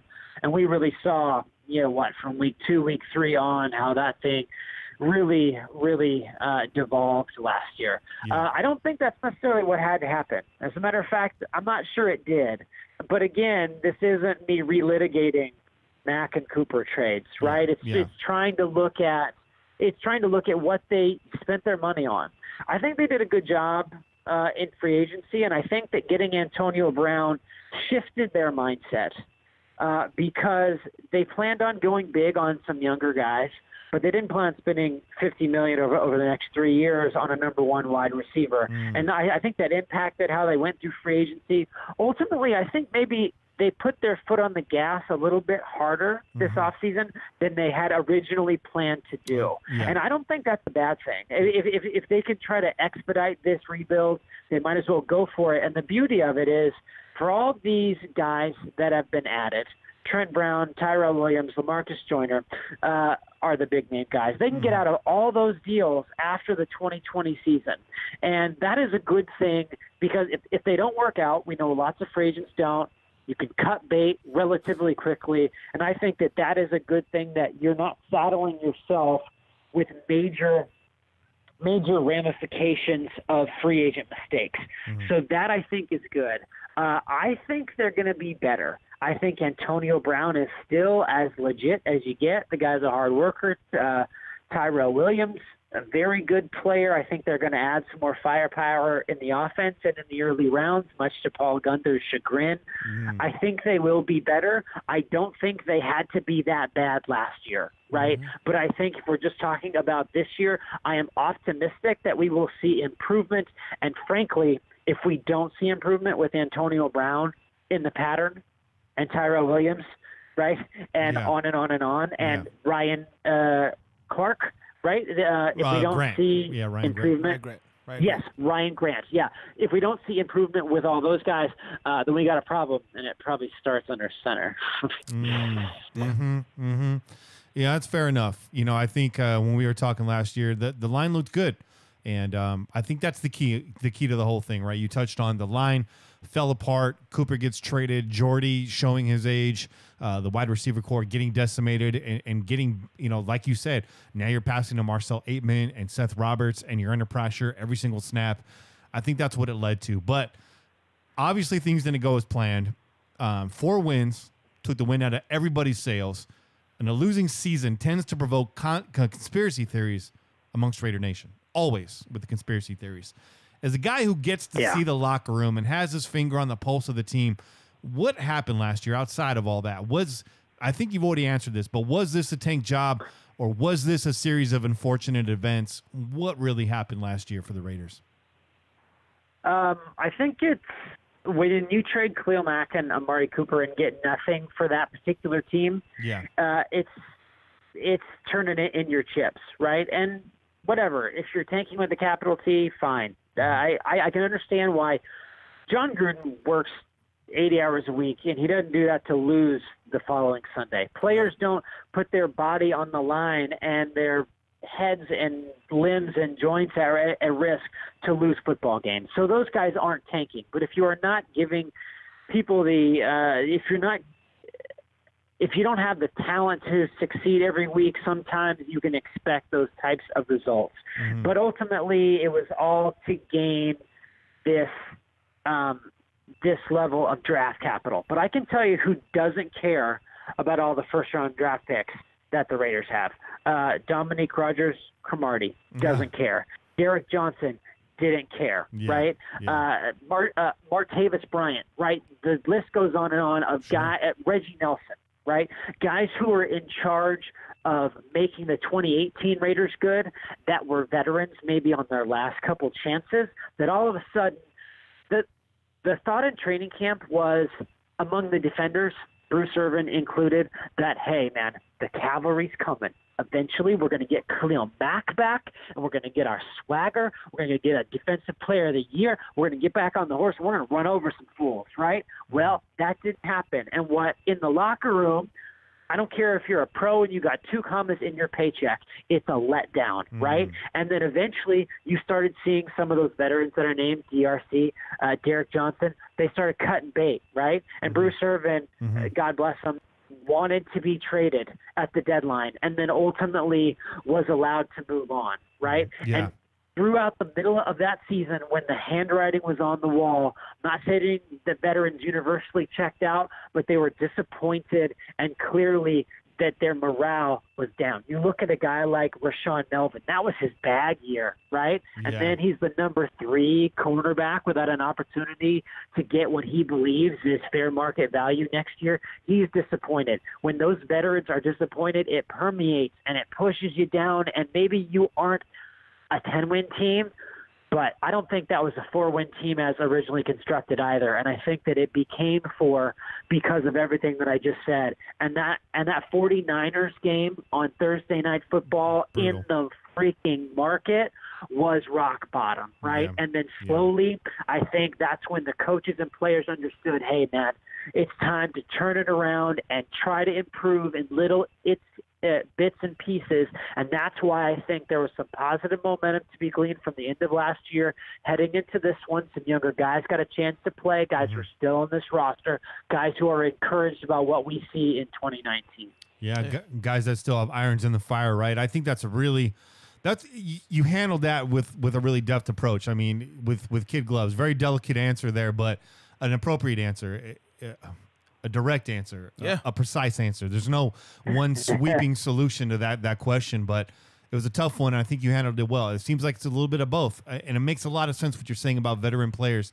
But what I'm getting from you is that the organization never intended to tank, but when you got guys that are on there that may not be around until next year, and you take the wind out of the sails, you pop the balloon, what's their momentum? What's their motivation? What do they have to gain out of it? Very little. So they're cutting bait. Yeah. They're saving their body. They're looking at the rest of their career. And then at the end of the season, you start to see a little bit more morale. You see a little bit more momentum. And why? Because you got younger players that are starting to get in there that they're actually fighting for a roster spot anywhere. Yeah. Right. Whether it's here or somewhere else. Right. So that makes sense. Right. Great answer. So let's move it on a little bit here. Antonio Brown aside, what's your favorite free agent signing in this offseason? That's a good question. I really like the LaMarcus Joyner signing because he can do a little bit of everything. He's going to play some safety. He's going to play a lot of slot corner, and he's sort of what I'll call a billionaire's Marcus Gilchrist, right? That Marcus Gilchrist was versatile and could do a bunch of the stuff that I'm talking about right now and didn't really help them very much. And I've known Marcus since he was a rookie, and I like the guy. But I think you understand what I'm saying, right? That I think that LaMarcus can do all those things, can make the entire secondary better. And if you're hurt at one spot, he can fill in. If you're loaded, if you get I don't know, Taylor Rapp, right, in the second round, or Darnell Savage, love that dude, then he can take more cornerback responsibilities. He's that Swiss Army knife that you need in the back end. He's definitely my favorite. I like that. I like Joyner too. I mean, the versatility there, it's insane. what he can bring to this squad, and especially in a secondary that's just been struggling for decades now, right? Especially at the safety position. So moving forward, the Crowell signing, right? Isaiah Crowell comes to the Raiders. A lot of mixed feelings around him. I happen to like the guy. I think him getting a shot in Oakland is going to fare well for him. He was on the Browns. He was on the Jets. He was on the Browns before their turnaround or supposed turnaround. We'll see in 2019 if that's a real thing or not. But now he comes to the Oakland Raiders, a team that's reloaded on offense here in the offseason. They look like they've patched back together their line. They got other threats in the wide receiver core. They're going to add on to that in the draft. Crowell comes in. He's got big shoes to fill. But does the signing of Crowell, and I'm asking you this, not so much for myself or Che, but for a lot of our listeners who continue to, some of them think that Lynch is still on our team. He's not as a free agent. But does the Crowell does the Crowell signing basically spell the end of Marshawn Lynch? It doesn't spell the end, right? But I think whether that signing had come or not, I think it spells the end of Doug Martin for certain, right? Yeah. But I think when it comes to Marshawn Lynch, the reason why I won't shut the door all the way, despite the fact that he's healthy, right? I know for a fact that he's healthy. Very good source on that. And he's open to the idea of playing in his hometown for the last year, right? So with those things in mind, and he's still not signed, and they still haven't necessarily worked something out, they're waiting till after the draft. And this is a tough way to look at Marshawn Lynch, in my opinion. But if they go out and they draft Josh Jacobs, right, or Damian Harris early, and they have Crowell and Richard and Chris Warren. Yeah. Sorry. Guys that they're excited about, then that slams the door, right? And they're waiting till after the draft because they want to see what they have in the draft, because their ultimate goal with all these signings that we're talking about is so they aren't sitting at a certain number saying, we have to take a running back here or we're effed, right? Yeah. That's not what they want to do. So, but Marshawn Lynch is better than a fail-safe. He's better than break glass in case of emergency. Sure. And I think that the reason why, and that's sort of the way it's been going here, and I don't like it. Not like Marshawn, I don't know, maybe he knows my name, I don't know, but so I don't have any personal allegiance to him. I just feel that a guy that does as much for the NFL with the way he plays and as much for the East Bay as he's done with his charitable organizations across Oakland and everywhere else deserves a little bit better, right? As opposed to, we'll see what happens, dude. That's sort of my take on it. Now, Mark Davis, the owner, and John Gruden are big Marshawn guys, right? So that's why maybe Mark pulls a lever. Maybe John Gruden says, look, we're going to make this work with this guy. Mike Mayock doesn't have any allegiance. He didn't have any allegiance to Jordy Nelson or a lot of other guys that he doesn't know personally. And he's really, at this point, he hasn't met any of these players yet. He's seeing lots of facts and figures and bottom lines and black and white evaluation, which isn't a bad thing, right? But that's why I would say the door is cracked, but the door's not really all that far open either. Okay, fair enough. Every year, Raider Nation's left scratching their head over at least one draft pick. Now, things have changed. Mike Mayock's in the building, but I feel like that's not going to change everything. So give me one guy, Scott, who could be the major head scratcher in this year's draft. The major head scratcher, it's funny. We were just talking about that. Of course, it always depends upon where they're taken, right? Yeah. And okay, and I'm just going to go with the first rounder here, and who knows, maybe when we talk in November or something, you guys can laugh at me for this, right? But I think DK Metcalf has bust written all over him. Same. And he can run real fast, and he's a combine warrior, and he's like 0.5% body fat, and he looks like the Incredible Hulk, has been working out really hard. But I just feel like the more people that I talk to about it, his route tree's sort of limited, right? He's going to get taken pretty high, and you sort of wonder, is a guy like that worth it when, I don't know, I think that Hollywood Brown, even at $166, is just, I don't know, a guy like that is fun, right? And he's Tyreek Hill reincarnate.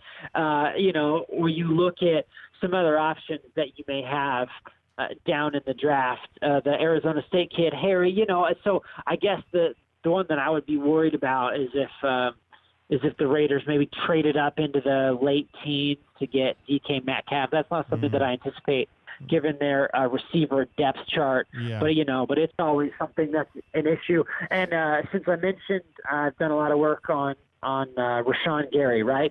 Fans are scared of him because they look at his box score. Yeah. He's got 9.5 sacks at Michigan. And this guy was the number one recruit from the time he was 13 forward.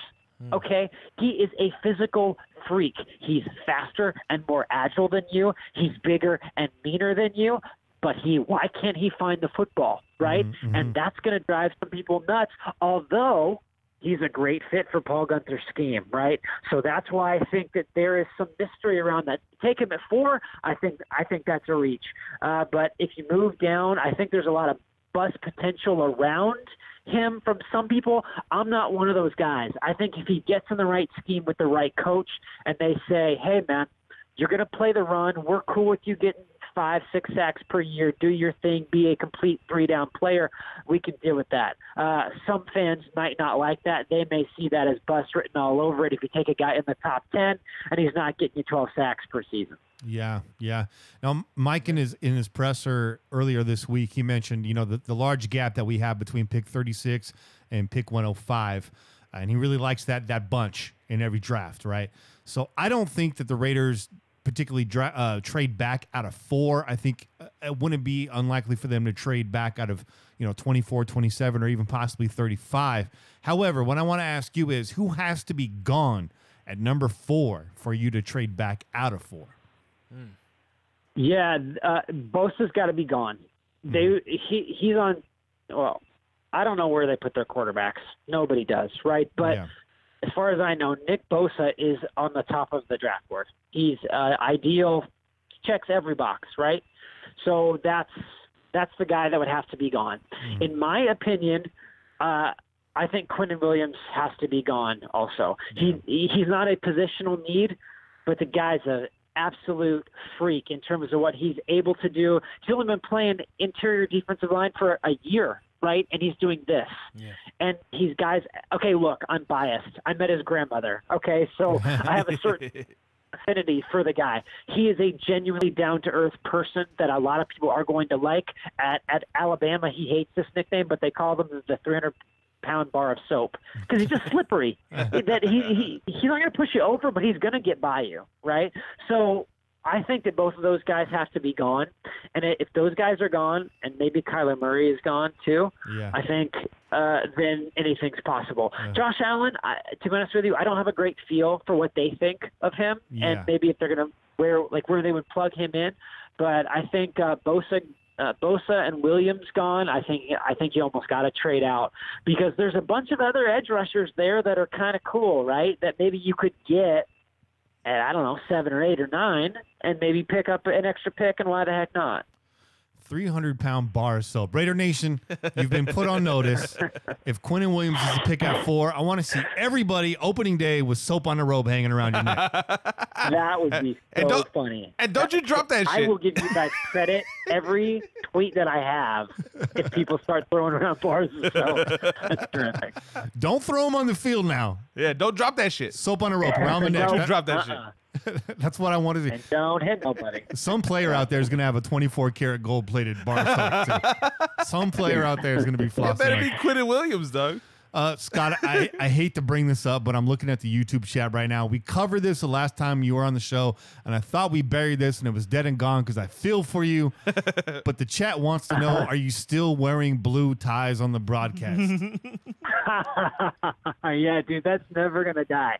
Never going to die. And I think I told the story last time, so I won't get all the way into it. But somebody went on YouTube and was like, that guy's a closet Charger fan. He's wearing a blue tie. And then, my brother-in-law told my wife, okay, I'm not sure if his ego's going to take it, but there's a YouTube out there called F. Scott Bair. Is he going to be able to handle that? And I'm like, yeah, man, I got freaking Knight's armor on. I'm used to getting hate. I'm cool with it. But, yeah, so, no, I don't have any more baby blue ties. Here is the craziest part about that, right, that I haven't told anybody. This is a real non sequitur. But that baby blue tie that I wore that got me in trouble that one time, I got it as a present or something, right? And I looked at it the other day because I don't wear it anymore because I'm tired of being on YouTube. It's a Donald Trump tie. It's like Donald Trump clothing line. So I definitely can't wear it now, right? Like, no matter what that guy on YouTube thought, I got to burn it. So, yeah. So that's sitting in the back of the closet forever. That was never coming back out. I'll tell you what, though, Scott. If you take a video of that and put that on YouTube, you put a video of you burning that tie, that shit might hit 1 trillion fucking views, man. Yeah, man. Wow, that is a heavy tie. That might be the heaviest tie you've ever worn in your life. Yeah. Oh my gosh, around my neck, dragging me down. Scott, man, I'm really glad you came on, and I'm really glad that you agreed to do this 2-minute drill. Oh boy, it's live. It's a time on the show where we like to crank things up a notch. Yeah, just a little bit. So let me break this down to you because I wasn't completely honest when I spoke to you earlier. Pretty honest. 20 questions. The name is misleading. There is no time limit. It's 20 questions. But if you do stall, I will call you out. Yes, you will. 10 of these questions, every other question you get is going to be a Raiders question. 8 of these questions are going to be divided into 2 categories, which you chose. You chose Marvel movies and Seinfeld, which I appreciate. And you being very specific is good for you. Absolutely. And then the last 2 questions are going to be completely random. That's the part I lied about. I didn't tell you about the random questions. Okay. Oh boy. But I'm more worried about these Raiders questions. All right. Mark Salin. Got it. I'm ready to go. All right. I tried to keep these somewhat current for you because I know you're a transplant. I know you came to the Bay late. But I'm not going to say that they're easy. No, not at all. Che actually went through all 20 of them earlier. I did. You did all right. Hey, thank you. And for those listening, Che's actually the first person to get both random questions correct. That's right. Of course, I didn't record it, so say what you want. But if you're ready to get started, we can get this whole thing started right now. Oh, and by the way, this music really adds to my jitters. And can you hear me okay over the music? Can you hear me just fine? Yeah. Okay. Yeah, I got you. So one of these later questions will be a daily double worth 2 points. So a perfect score would be 21 out of 20. All right. Right now, the high score is 13 out of 20. That's a 3-way tie right now. 2 listeners and then Malik Obi, who's reporting on the team currently as well. And by the way, your boy Austin Gale only got 6 right. I hate to use him as an example, but he was the first person to go. He was the first one to go, man. And he's a smart guy. Austin's a smart guy. All right. Question number 1. The Raiders won 4 games in 2018. Name all 4 teams they defeated last season. Okay. Why am I stalling right now? Okay. They defeated. I'm seriously struggling here. They defeated the Browns. Correct. And the Steelers. Correct. And the Broncos. Correct. And the I don't know. Did they play the Colts last year? I don't know the first one. Oh, dang it. It's actually the Arizona Cardinals. Cardinals. The Arizona Cardinals. Oh my gosh, that's the one I should have got. That one was destined for 0. It's all right. It's all right. You're 0 for 1 right now. You got a long way ahead of you. Question number 2. Okay. This is a Seinfeld question. Which Seinfeld writer voiced George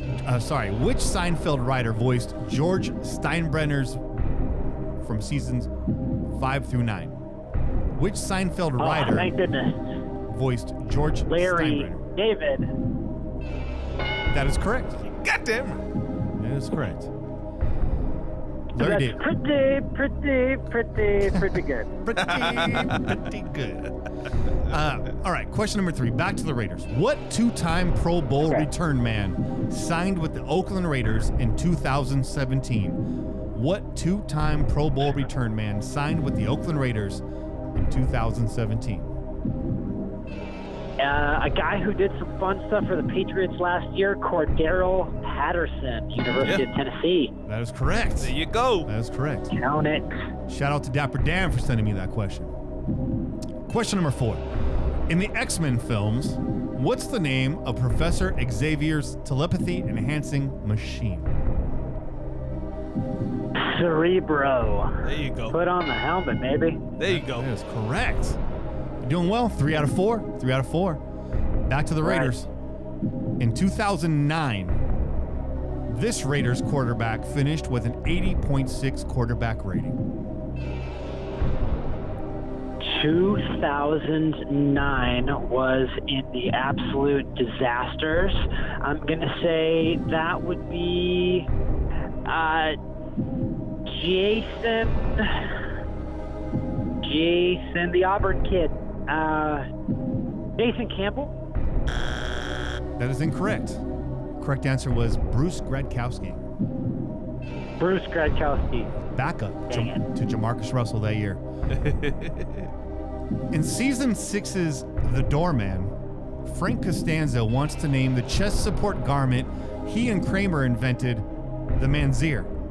But Kramer prefers the name blank.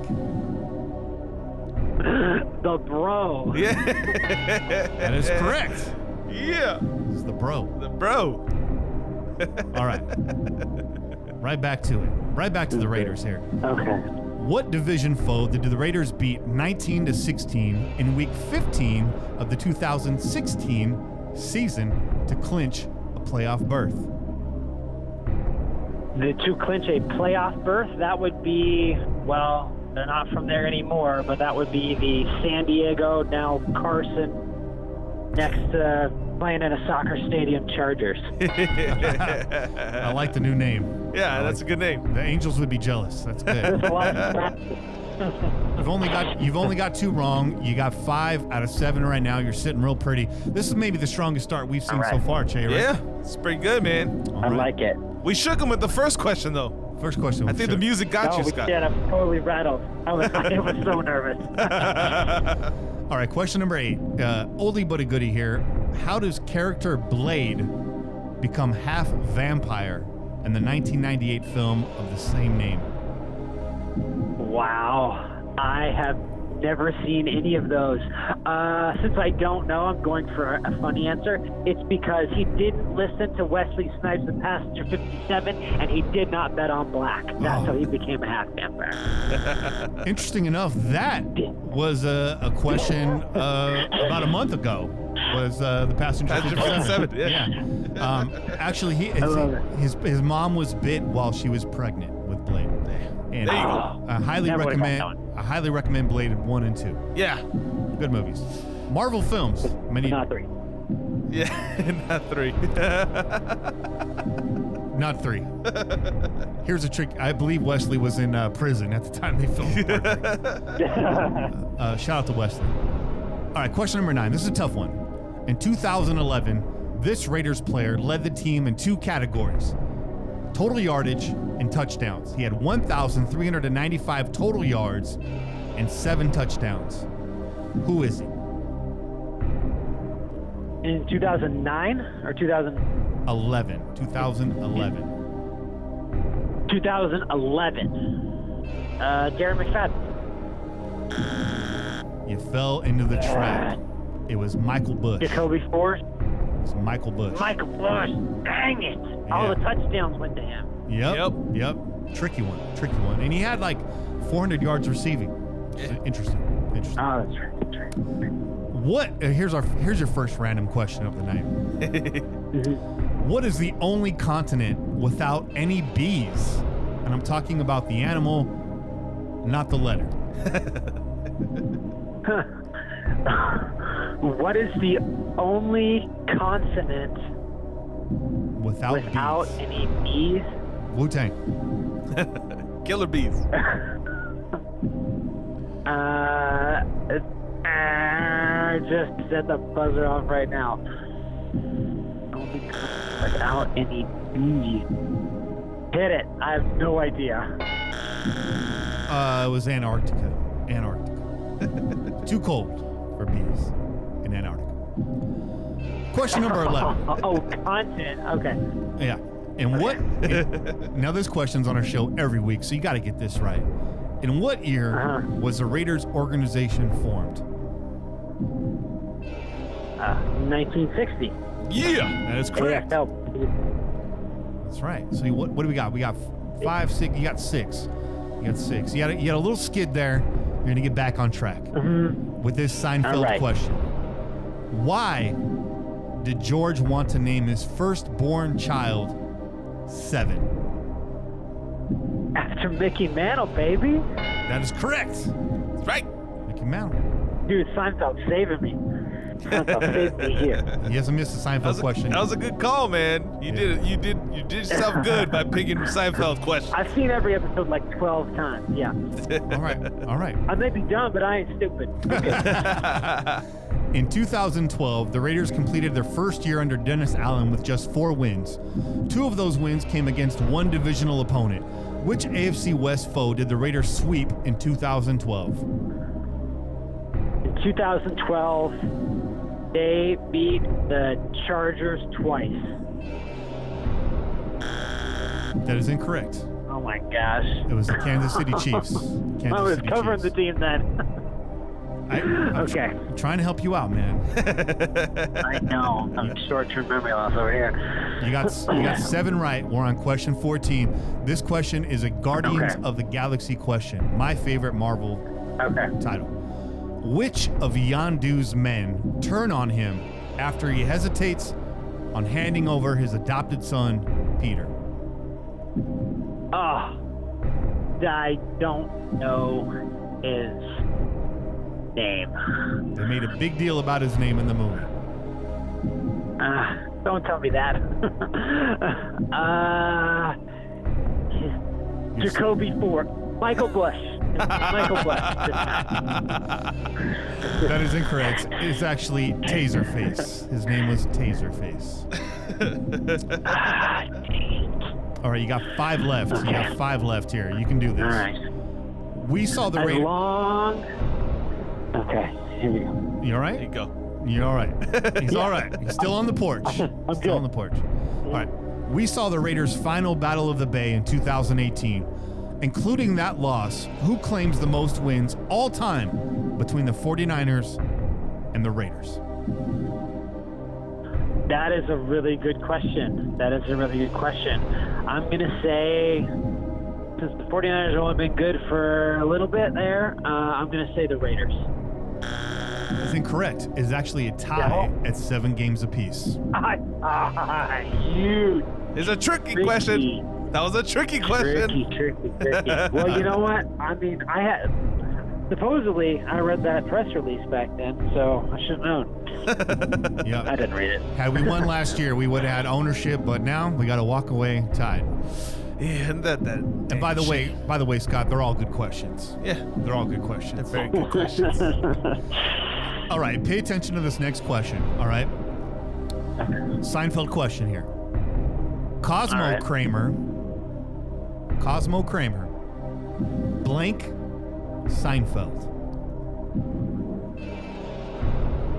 Looking for Jerry's real name here.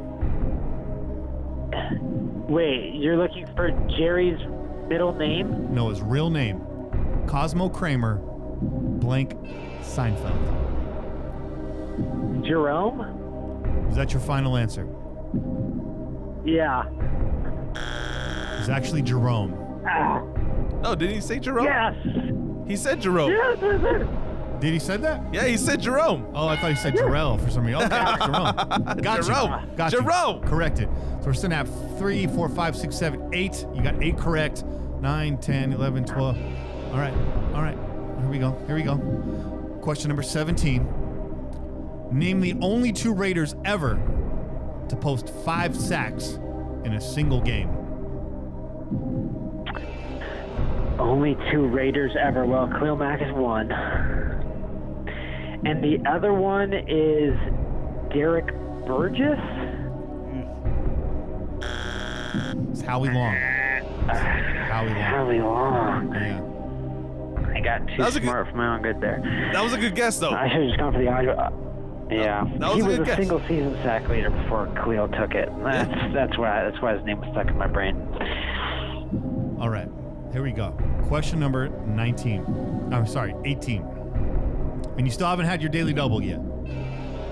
In the beginning of Infinity War, which Infinity Stone does Thanos already have in his possession?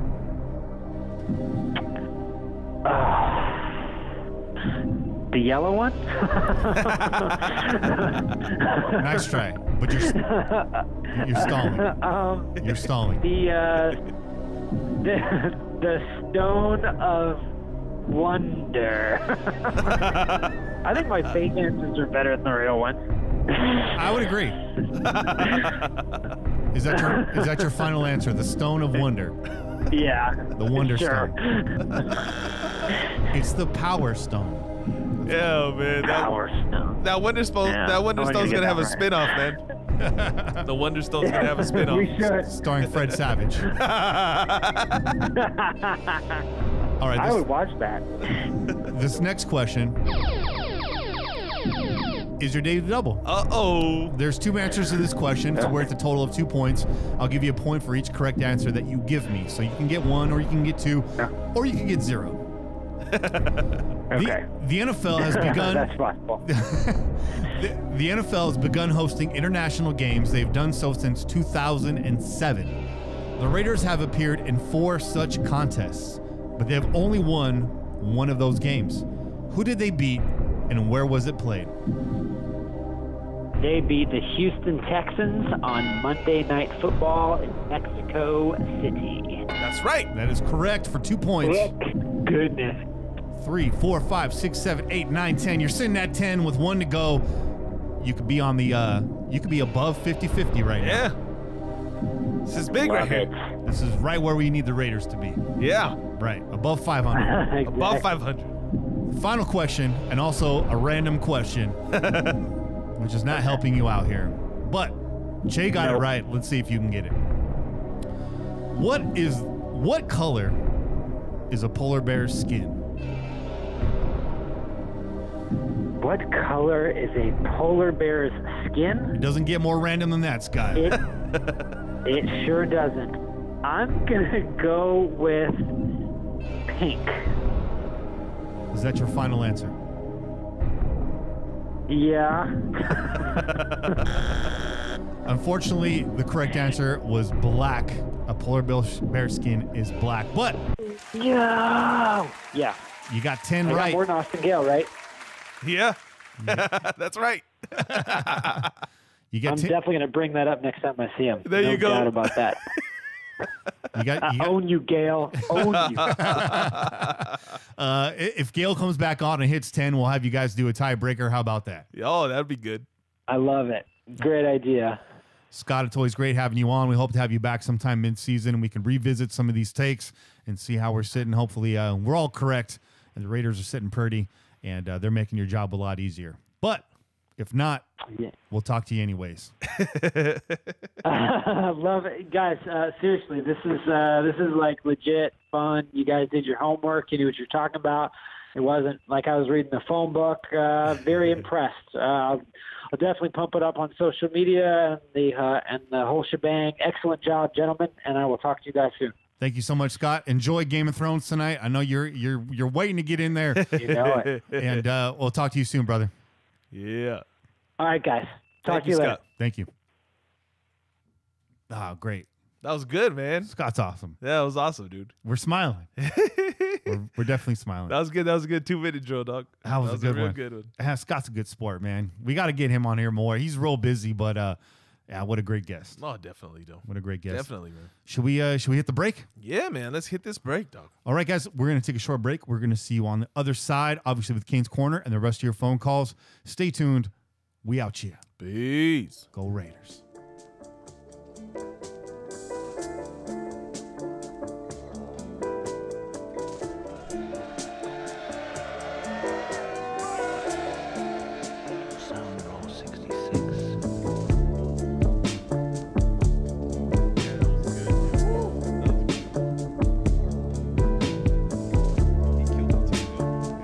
Scott, shout out to you, bro. Hell yeah. Shout out to the listeners. See, he answered the blue tie question. You guys thought he won it.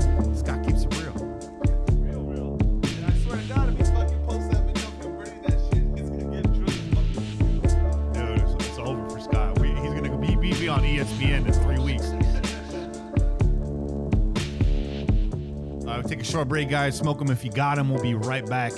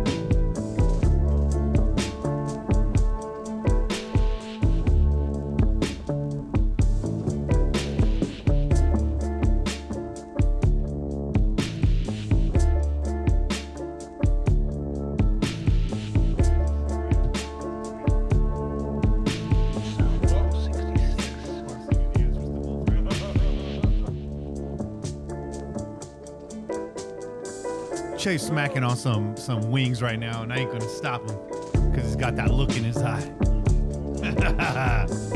And of course, we reloaded on Chelas. It's 100th episode, man. It's a celebration.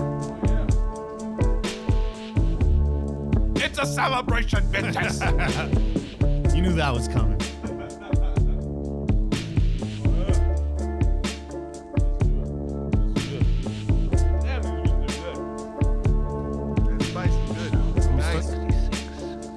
start that fade. That's nice. Spice on those wings is nice.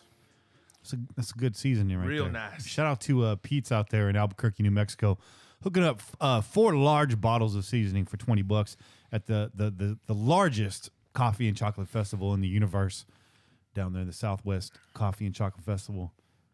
Got a couple nice things for my cabinet down there. Yeah. All right, let's bring this back, man. Let's do it. Folks is waiting out here. Game of Thrones, man. They're missing their Game of Thrones. Game of Thrones, Game of Thrones, Game of fucking Thrones. Those are the words to the theme song, by the way. You know. Yo, by the way, did you see the fucking video I sent to the group chat? It was fucking Game of Thrones intro with Family Matters, the Family Matters oh, man. theme song. I didn't see that. That shit was fucking funny. All right, here we go. Yep. And we're back. Big shout out to Scott Bair. Thanks for the love, Scott. Yeah. You're a fantastic guest. Wish we can get you on more. You're a busy dude. We're going to get you on as much as we can. Hopefully catch up with you mid-season. I think that'd be a good mid-season interview. Hell yeah. Right? Hell yeah. That'd be great. It's time for Más Chelas con Che. Más Chelas con Che. Let's give them that background, too. We don't need a sound effect because what do we got here? We got a nice can. We got a nice can. We can give you that fresh crack. 3, 2, 1. Oh, yeah. In stereo. The Pillaging Stereo Podcast. Shout out, Mike Rap. Yeah, so listen, man. So like your boy Kenny said, we went out and we grabbed these chelas, man, because this is a special event tonight, man. So we had to go get ourselves a whole set of chelas. So we trying to mix it up here. So this second chela con Che here on the Pillaging Podcast, and yeah, the Crow's Nest will get its chela also. Okay, this second chela on the Pillaging Podcast is Fruitland's Modern Times beer, and I want you guys to know that it's employee owned. So shout out to you guys for doing the damn thing. Yeah. It's employee owned. Okay, and this is a sour. It's a tropical fruit goss. Okay, or goose or gose. Goes. I don't know how you say it. I'm not German. Okay, but let me take a sip. And why don't you tell them a little bit of the flavors that you're getting from that, Kenny? Because you already took a little sip there. Yeah, so right off the bat, I mean, it says on here on the bottle, it's a sour tropical fruit gose. It's called the Fruitlands. Okay. It's fruity right off the top. A lot of beers say that they're fruity, and they're not. This one, I definitely tasting it. I'm getting like a grapefruit, maybe like a pomegranate type flavor, a guava flavor definitely in there. This is good. This is really good. They describe it as a fruit-filled asteroid of flavor traveling at the supersonic speed of party. Damn, that's a description, ain't it? That's a description. By the way, shout out to Modern Times Beer. They're again another San Diego beer brewery. Bro, if you want to have good brews, okay, we had our boys on the Crow's Nest, and they were talking about the New Jersey beers, and I'm sure they got fucking great ones too. But San Diego is a fucking hub for beers and breweries, dog. And great music. Yeah, and great music. Coincidence? I think not. Hell no. You know what this tastes like to me? It tastes like, and I'm not trying to cheapen it here, but it tastes like a sweet tart. It does have a little bit of a sweet tart to Yeah. it. You know, the first sip, I didn't get a whole lot of the sour. I got more of the fruity flavors. Right now, that's the second, third drink. I'm getting more of the tanginess on the back of the tongue. Yeah. That might have been the wings. Okay. You know, I had to wash away the residue from the wings. Yeah. And now I'm starting to get a little bit more of that tartness, that sour on the back end. But yeah, the flavors of the fruit are really there, man. That passion fruit was that guava. Yeah. Yeah, man. Yeah, that's good. And That's good stuff. I will say it's a fruity beer, but it's not a sweet beer. That sour definitely saves it. Yeah. I won't go far as say it's dry, but the sour note cleans it all up in the end. And it's good, man. I like that Good sour. choice. I like little that 4-pack. We picked this little 4-pack up at the Bevmo. 15 That's to- right. We switched it up. That's right. We switched it up. I didn't go to the gross out because this is a special event, man. Yeah. I had to go find something special. And, you know, Bevmo's the place to go when you need to find something different that you haven't seen before. That's a special event beer. And the gross out just hasn't restocked, man. It just, I walked in there today. I tried to find something. They didn't have anything new. So I was like, man, I've already done all these beers. I can't do these again. But shout out to Modern Times because I haven't tried a beer from Modern Times that I didn't like. And Shout out, man. They actually have a nice collection of ciders too. So pick one up for your lady. The ciders are nice. I'm not a big cider person. A little too sweet. I'll tell you right now, your lady would like this beer. She would. Your lady will like this beer. Goddamn right she would. Yeah. I'm not a big I could do one cider, but after that it's a little too much. But this is definitely good. I like this so Very far. refreshing, man. Very refreshing. It's very light on the alcohol content too. It's about a 4.8, almost 5. So you can sip on these for a good while. And a 10 IBU, so very light. Yeah. Yeah, you can put these down. This is good, like beach day beer. Yeah. Right? Yeah. Kicking back in the sand. Chill out, get some sun. You're gonna get dried out from the fucking sun. So the last thing you need is a heavy beer, because that's gonna fuck your life up. No, real bad. You need something like this. You need something light, something that's gonna keep you refreshed, keep you energized. Mm-hmm. Yeah, keep you happy. Real happy. It's that time of the night. I think it's time to call Kane, bro. Oh yeah. It's time to call Kane. Yeah, dog. Let's give him a call. Give him a call.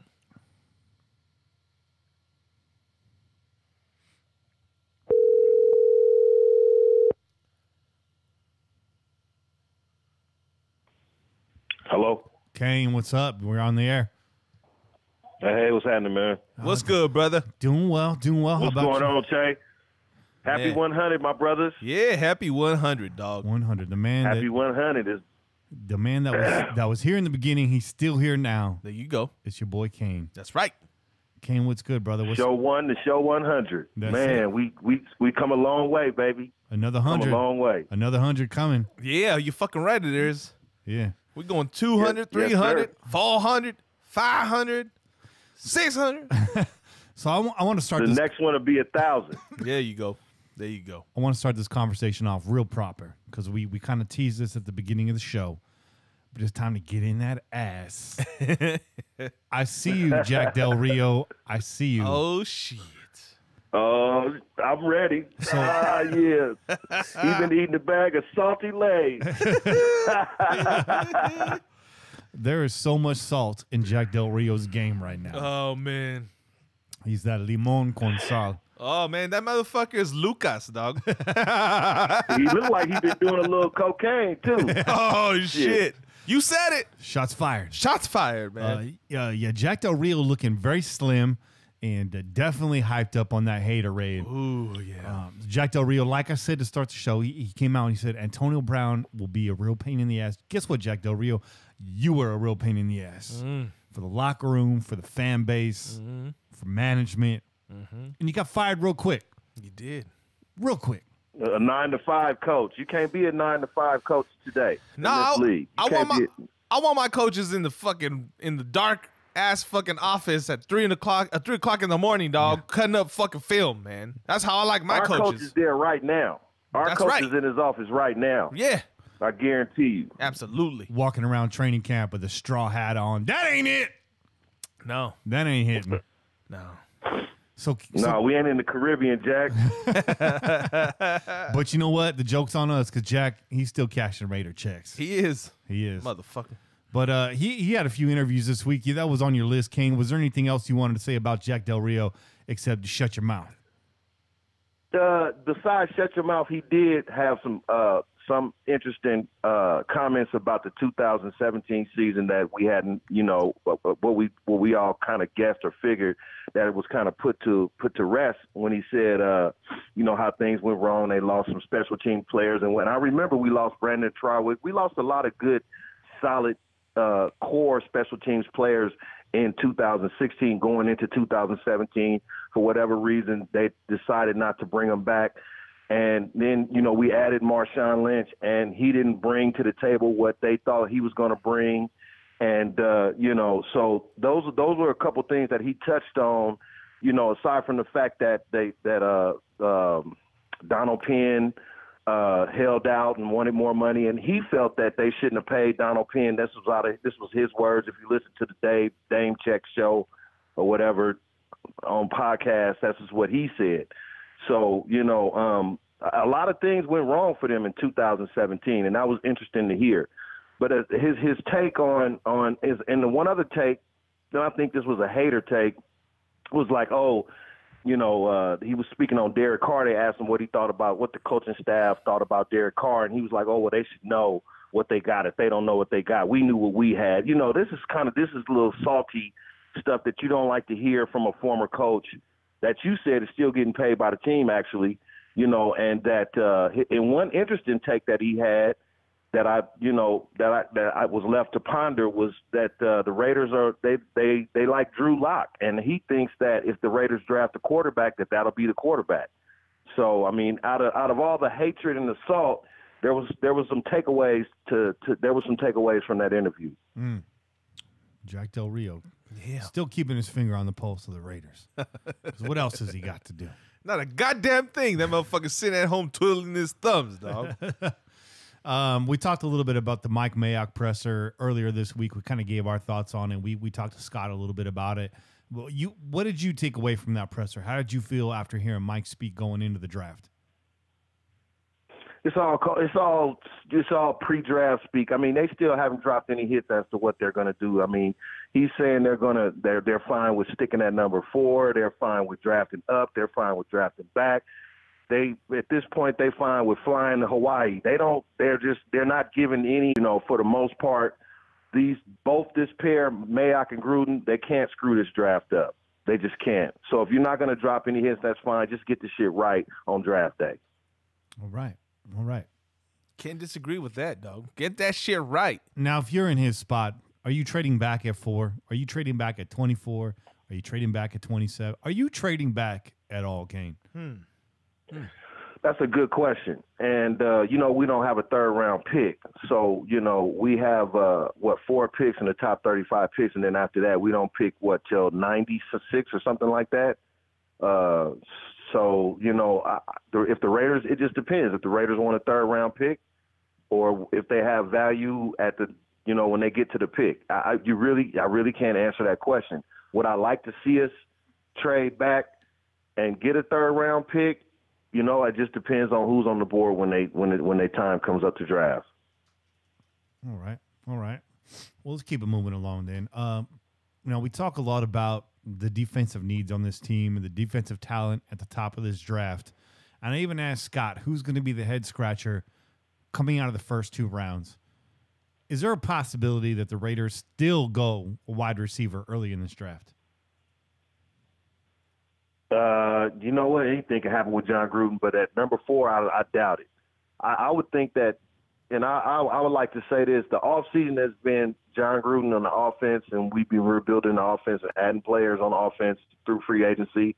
And I would like to say that the draft is on Paul Gunther.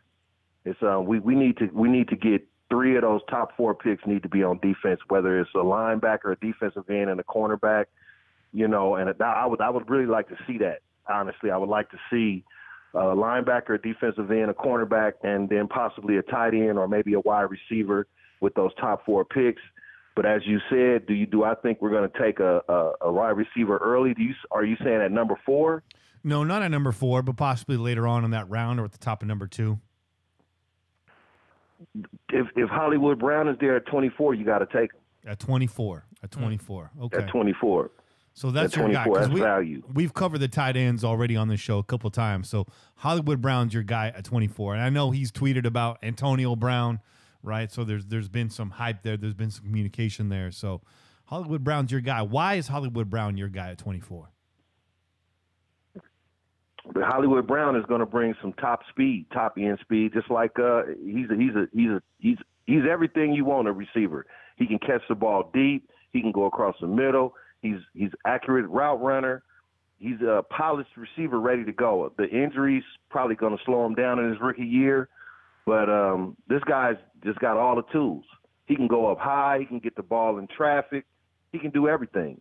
You add him to Antonio Brown and that work ethic, that Antonio Brown that we've been seeing on Twitter, you put them 2 together, and you got a solid receiving core for the next 3 to 5 years. All right.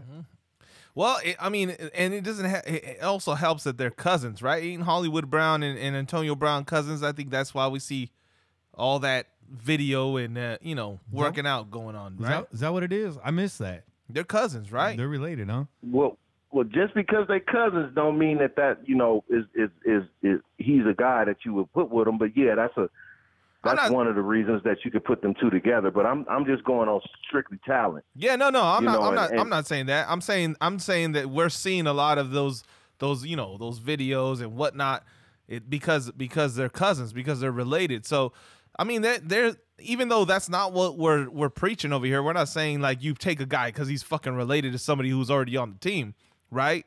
But no. But it helps though. But it does help if the guy is talented, and he has a cousin that is said Antonio Brown, who has fucking high work ethic. You would assume that he's gonna fucking take that little motherfucker under his wing and push his ass and make him put out, right? Make him do, he's gonna start working out the way an all-pro receiver fucking works out. Not like some, if he went to some other teams, Yeah. He be learning from the best right now. That's what I'm the saying. Best in the game right now. Yeah. You can't you can only grow from that, So that would be if we took a receiver early, that would be the guy that I would say we take. People like DK Metcalf and I just think that he just all of a sudden his combine jumped him into the first round. In my opinion, he was a second or third round guy coming out, in the beginning. And like I said, after we saw his combine workout, now he's a first round pick because he ran a 4.23, right? In the 40. So, that would be a head scratcher coming out of the first round for me if the Raiders took him in the first round when we have needs, at other positions that with all the defensive players that you can get in the first round, and you take somebody like that, that just wouldn't make much sense. Yeah, you can't disagree with that, man.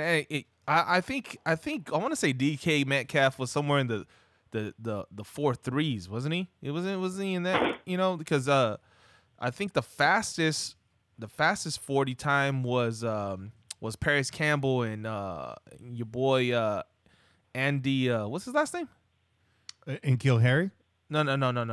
Andy Isabella. Oh, Isabella. Yeah. They tied for the fastest. Quick. They tied for the fastest 40 at the combine. Now I don't know if this was at pro day or whatever. 4.33. Yeah, right. 4.33. I think was the fastest, and I think DK was under that. Right? Well, no, that was DK's 40. 4.33. Yeah. Yeah. It's 4.33. 4.33. Okay. Yeah, and Andy Isabella and Paris Campbell I think came in at like 4.2 something. 4.2 something, somewhere around there. Speaking on Paris Campbell, that wouldn't be a bad pick at 35. If we took Paris Campbell at 35, that wouldn't be a bad pick. That's like the Niners taking Dante Pettis in the second round. That'd be a good pick. I would be okay with that. That's true. I'd be all right with Harry too. I like N'Keal Harry. N'Keal Harry. Yeah. He's a big motherfucker. But just stay away. He's a big dude, right? Yeah, he is. And just stay away from Metcalf. Just stay away from. Yeah, let somebody else. I'm with you with that too. Let somebody else draft him, dude. And he looks good with his shirt off, but that's not what I'm here for. That's not what I'm here for. Yeah, we ain't taking him to the fucking pool, dog. We ain't taking him to the beach. Yeah, we want football players, not workout warriors. Yeah, a lot of these momos got Metcalf posters on their wall already, on the ceiling. And you know what that means. Oh. So Kane, I know you had at least one question here from the chat, one I picked up on. Somebody asked you, do you think we're in good shape with our depth at corner right now, or does it need to be addressed in the draft? Yeah, that's a good question. We touched on that last week a little bit, and I still say we need to address that in the draft. And like I said earlier, one of the top 4 picks I would like to see as going to cornerback. You got Greedy Williams, you got Byron Murphy. You got the number 4, the number 24, number 27 pick, and I'm assuming that one of the 2 cornerbacks will be there at probably 24. So it will be good to see us take a cornerback to pair with Connolly. Right now, I don't see the solid, the for sure future, number 2 corner on the roster right now. Yes, Darryl Worley is on the roster, and you have LaMarcus Joyner. And we got a solid core right now, but I'm not saying going forward that is something that I want to stick with, for the next 3 to 5 years. I think we need to draft a cornerback right now, and I think we need to take one early. Is Greedy Williams your guy? Either or, Byron Murphy or Greedy Williams. Yeah. But if I had to choose one, I would probably say Greedy. I'll probably say Greedy. They say he a little rough around the edges, and he had a bad game against Georgia. You know, he had some bad games in the second half of the season. He didn't play so well as he did in the first half. You know, all that's got to do with, you know, just working out, getting with the coaches, coaching, being coached up, getting on a team, you know, getting around some of the other guys that's in the system that can help you grow as a cornerback. He'll be all right, and I think he'll be there. You know, in the first round, he can be there at 24. I'm assuming he's going to be there at 24. All right, cool.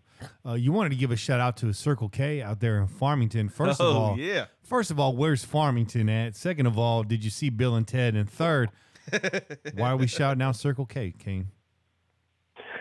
Okay, so Circle K is on Highway 4 in Farmington. It's on the way if you're driving to Sonora. If you take Highway 4, you're going to go through Farmington. There's a little gas station right there, and I usually stop there. They got some really good fried chicken there.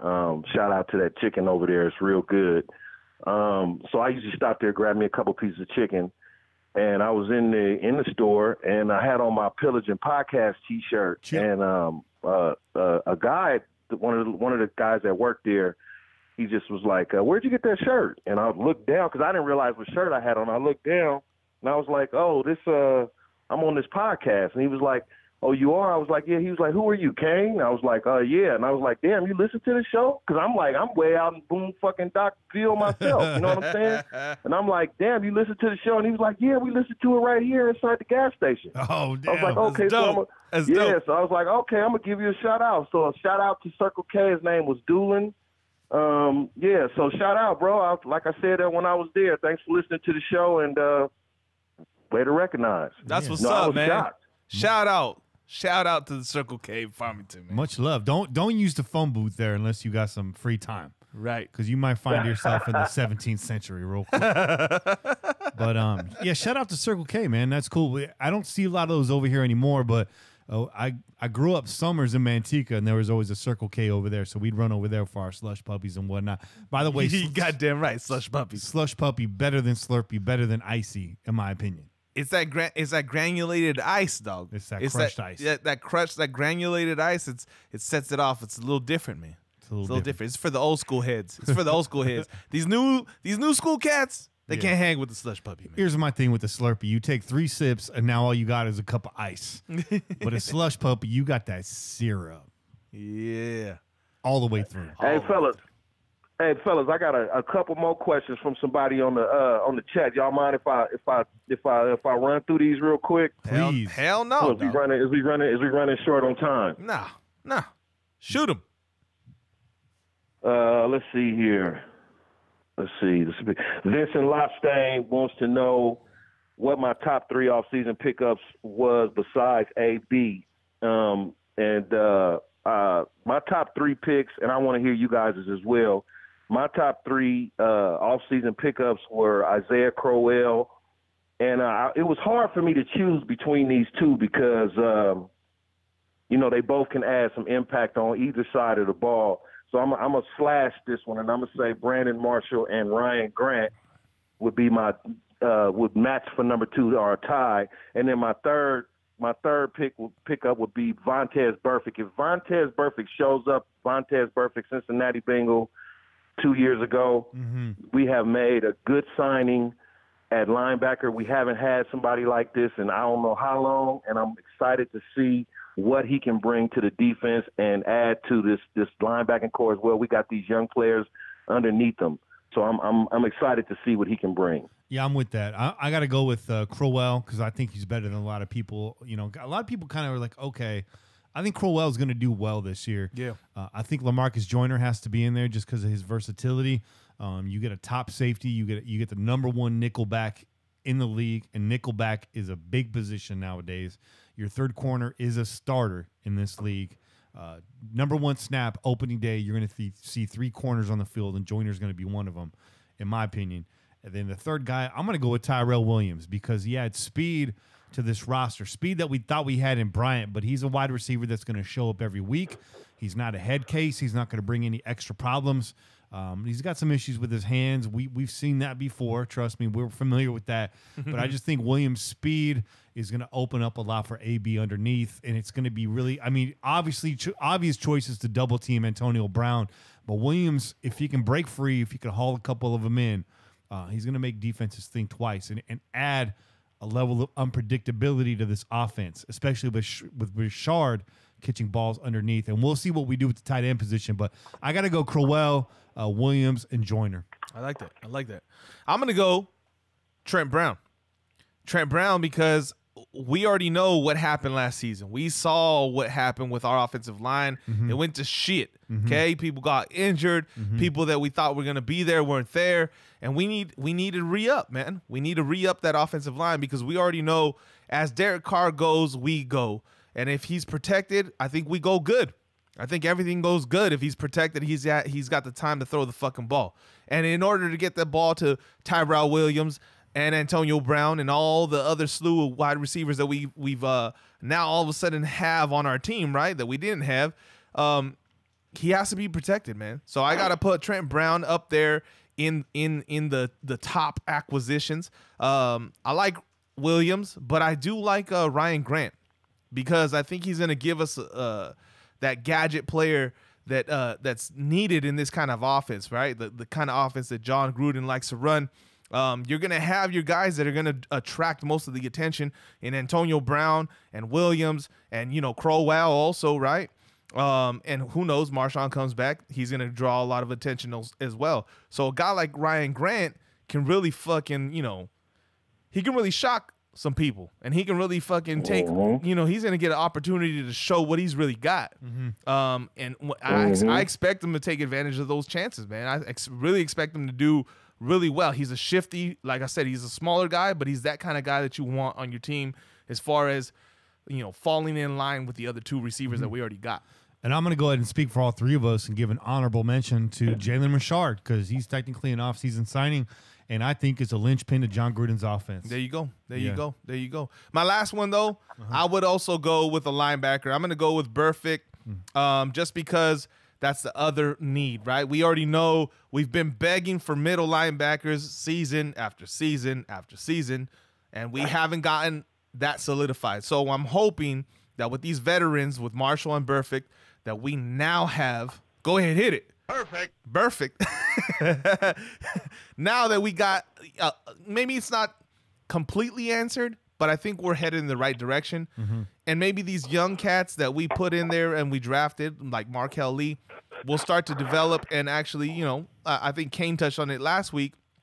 We have backups. We have guys that are there. So if some were to happen to these guys like Marshall and Burfict, they get injured, then all of a sudden you got these young cats that were your starters last season, right? That's not a bad trade-off. It's not a bad trade-off. So absolutely, those are the three, man. Those are the three that I think are the biggest, the biggest pickups for us. Those was good choices, Jay. I liked your choice. I liked yours too, Kenny. Yeah. But I like yours too, Jay, especially because I like the way you put the linebacker. You put it in a better position than I did. I like how you put that down. Thank you, brother. That's right. We needed linebacker depth.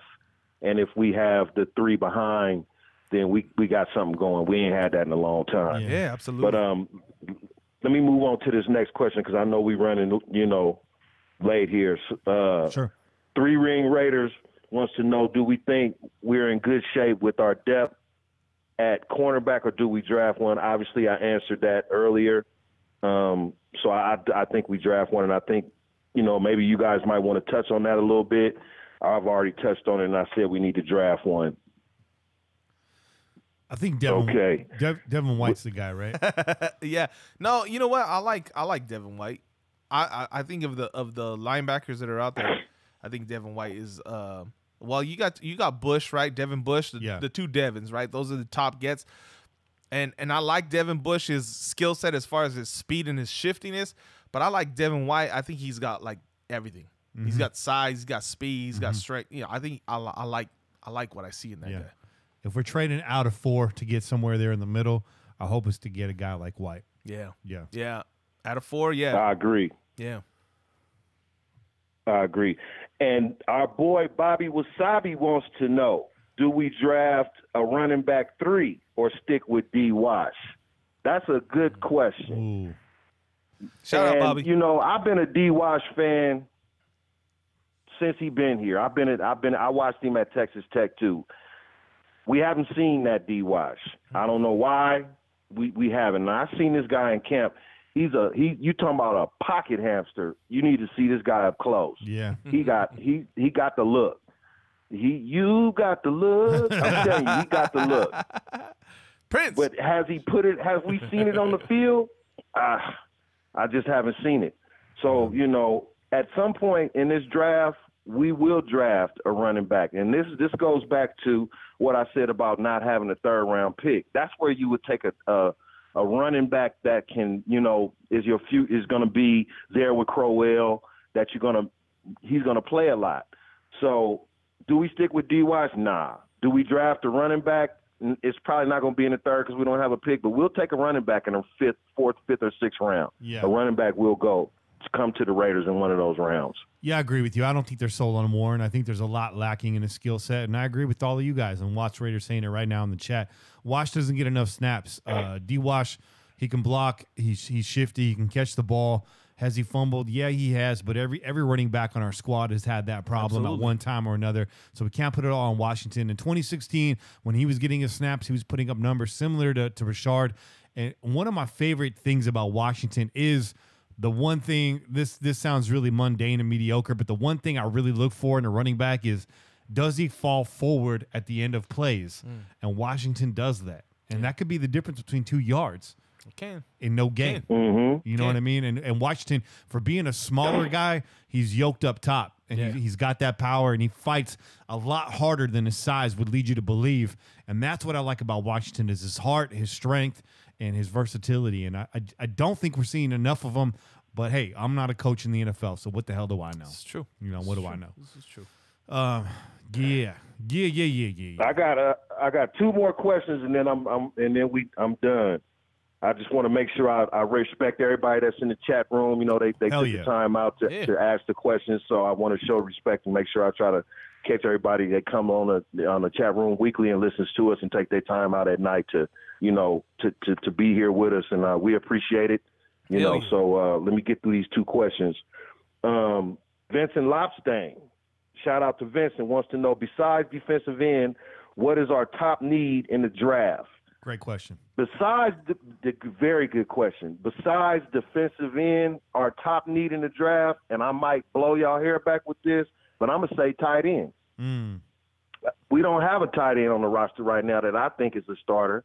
You guys might, but I don't. And there's tight ends in the draft that we have, like I said, we got 4 picks in the top 35, and it could go a lot of ways. Noah Fant will be there at 24. Hockenson won't. So if you're going to go after him, you're going to have to trade the number 4 pick and go back into 13. But at any rate, tight end is my top need besides defensive end. Yeah. It's hard to disagree with that. I'd go tight end or I'd go linebacker, because I think after the season, again, you got 2 vets on the roster. 3, if you want to throw Whitehead in there. He's not really quite up there. But there's just no young, up-and-coming linebacker on this roster. You got Lee, you got Mario, you got Kabinda, but I don't see those guys developing into, like, game-breaker-type linebackers. So you need to draft one. You need to get yourself a playmaker there.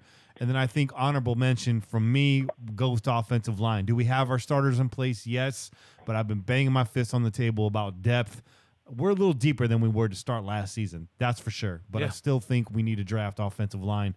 And I would not be shocked to see one come at some point in this draft. Is there anything that we're missing, Che? No, man. I think you guys both hit it on the nose. I would go offensive line too. That's the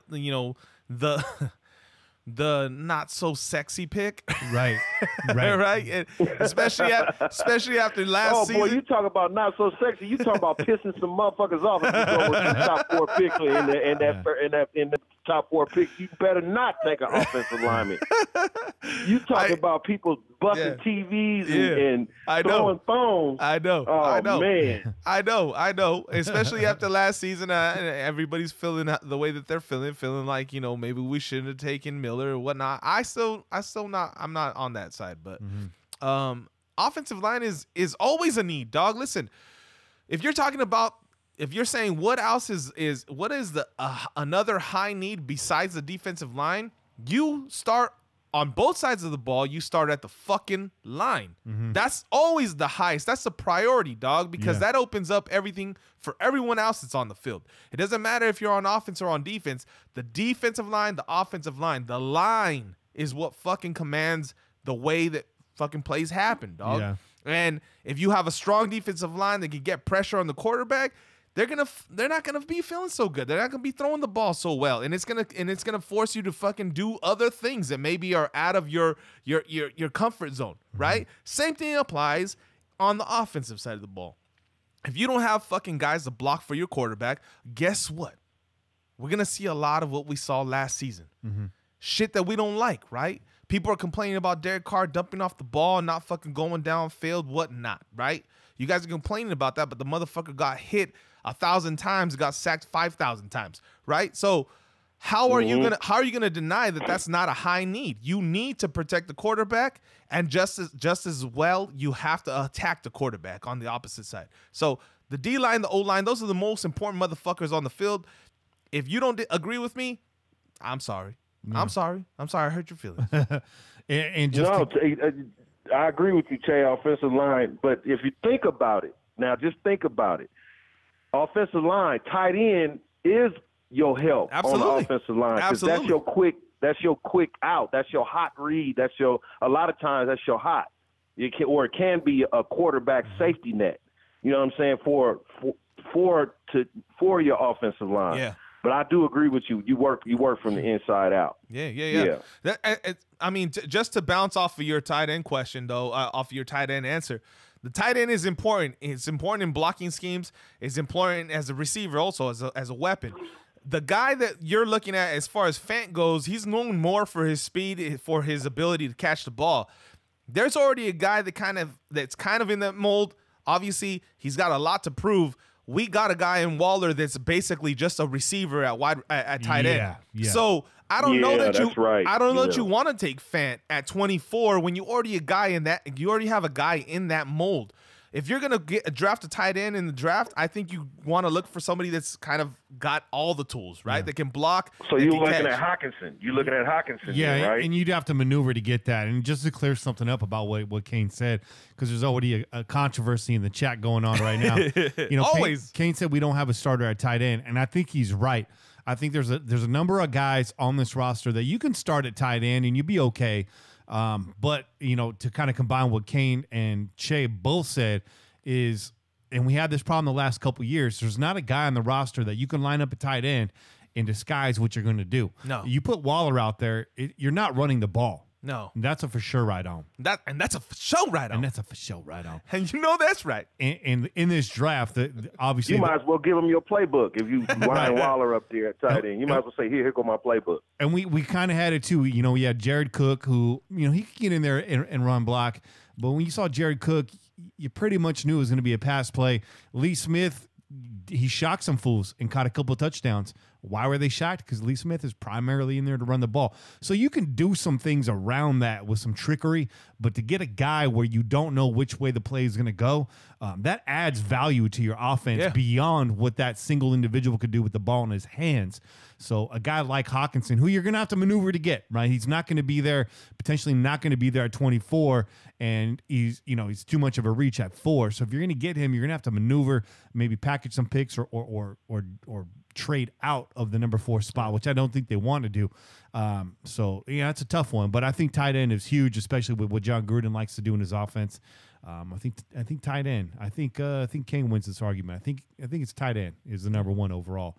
Either that or linebacker, right? But talking about this season, what we need this season, it's tight end. It's tight end right now. And you said you have one more question, Kane. Yeah, hardcore Raider. And I think this is a good question. What do we need to do in the draft to have one playoff game? That was a good question. If you know what, we need to draft an impact day 1 starter at pass rusher.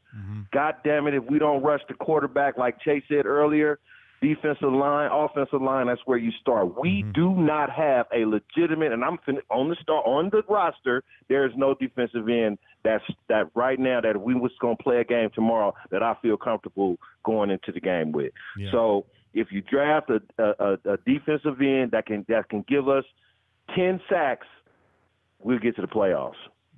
There you go.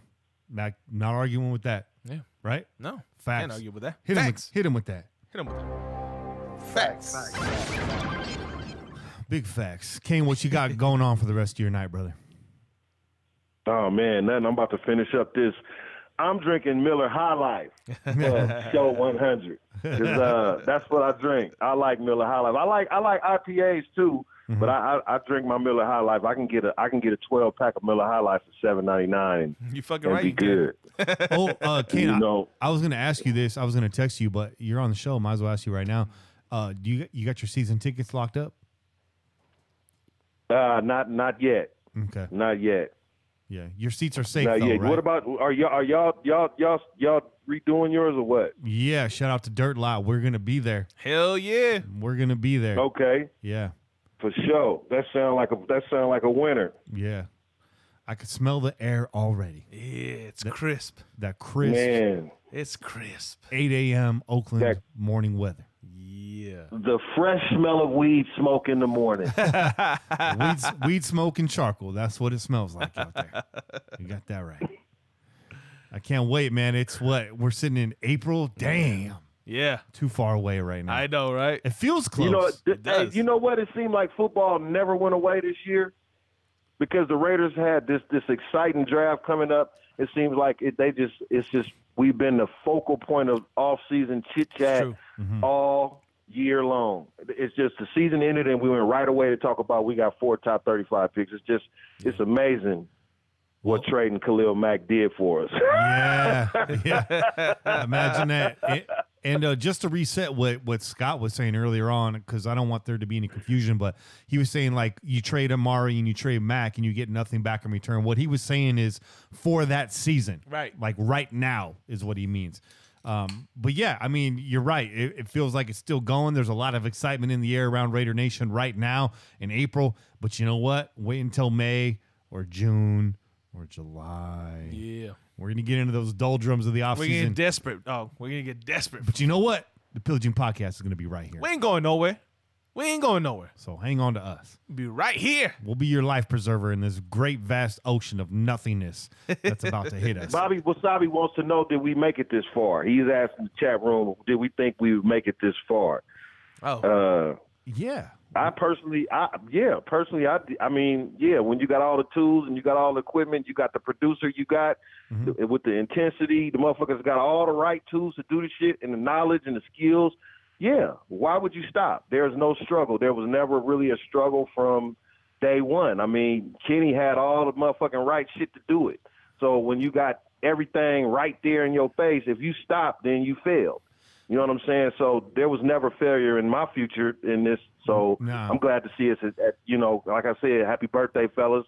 We here. Show 100. Hell yeah. And to piggyback on that, we got the blog that lifted us up to start with. That's right. And now we got this even expanded, crowd of pillagers out there that are holding us up. So, I mean, trust me, guys, there's Sundays where I wake up and legit, when I wake up, I'm like, I don't feel like doing a podcast today. Like, I want a Sunday where I can just go do what I want. But you know what?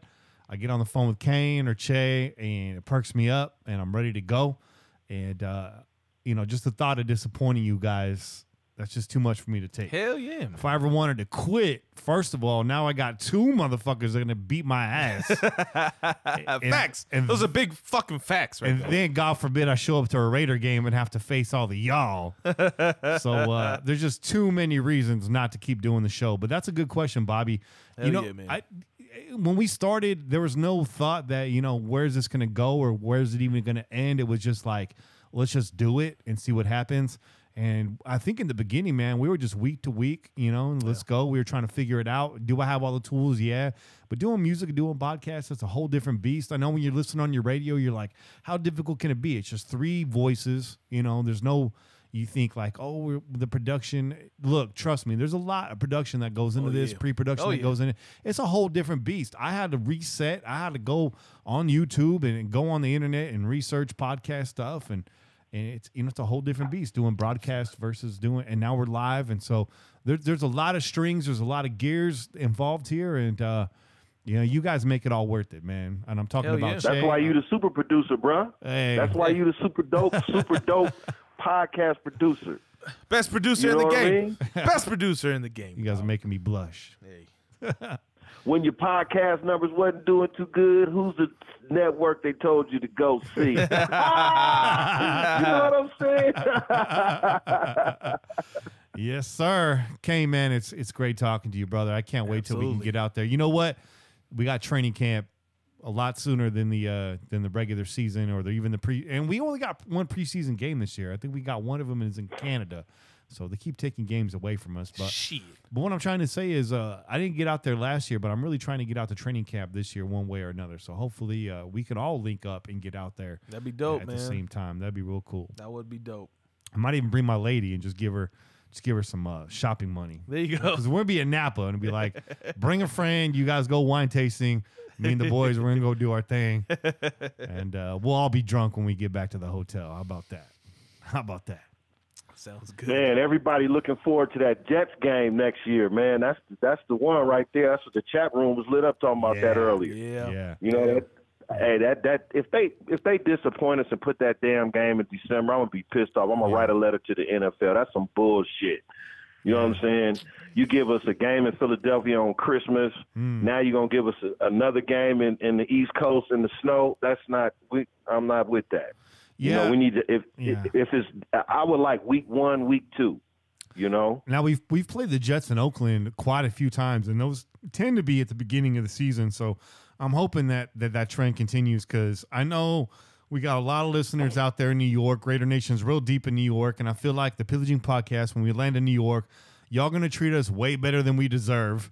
And we're going to try to come out there and bring some of that Cali fire to y'all. So, try to make it even. Shout out to Johnny One and Monster Mash in New York and New Jersey. Absolutely. Shout out. We go see y'all. We see y'all. Yeah. We see y'all. Shout out to all of y'all. Shout out to Just Win Johnny. Shout out to shout out to Splatterhead, dog. Shout out there, to Splatterhead and Fitz.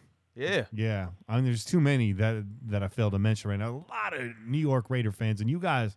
Raider VC, Canada, Toronto. That's the East Coast. He gonna be there. Yeah. You know, it's gonna be a lot of love from the East Coast. We got love out there. And here's the thing about New York Raider fan. Number one, you're a New Yorker, so the fire's there. Number two, you're a Raider fan, so you're a special breed of Raider fan. Fuck yeah, you're a special breed. So we recognize that. We see you. We definitely see you. Get ready, New York, because we bringing that California fire, and you know what I'm talking about. We bring the fire, you bring the hospitality, and we got you. You're gonna smell us coming, bro. Duct tape that suitcase because we coming.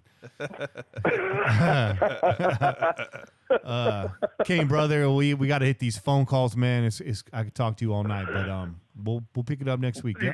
Hell yeah, man. It's been fun, fellas. It's been a good one. I'll chat with y'all next week. All right, man. Keep it 100. All right. Peace out, bro. Peace. Peace.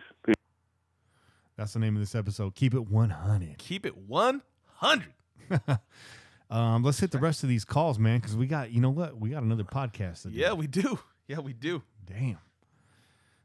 Let's see. I think we're gonna listen to these calls and we'll announce the winner either on social media or next week. Yeah, man. I don't even know if we can get through all these calls. Shoot. Damn, do you see this? All right, settle in. If these calls, if any of these calls are dragging on, are we gonna move through them? Your call, man. I say yeah. All right. Yeah. We're gonna be extra judicious. Hey, man, there's a lot of calls, but let's listen real quick though. We appreciate every single one of these calls, but as you can see, we're up against it, man. It's fucking 10-12 over here, and we still got a second motherfucking podcast of this. Yeah. It's getting a little tight here. And this is on me because I didn't go to calls last week. But we got 15 more to go, so let's see what happens. Let's do it. Hey, what's cracking, y'all? This is Gent. Yep. Sorry about my absence distance, I had to take a little time to heal. Got myself right again, but now it's time to get back to it. Hella shit going on in the NFL. Hella shit going on both podcasts. I'm loving them both, by the way. Kenny, this is dope. You had me cracking up on the other show.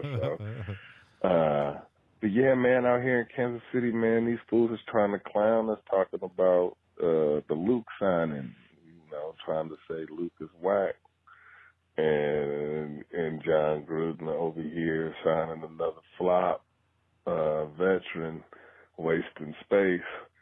But they slipping, bro, and anybody that think that is slipping, because Luke ain't.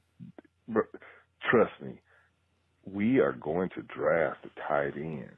And when you do that, you want a veteran there that's good enough to be able to make that rookie earn his fucking job.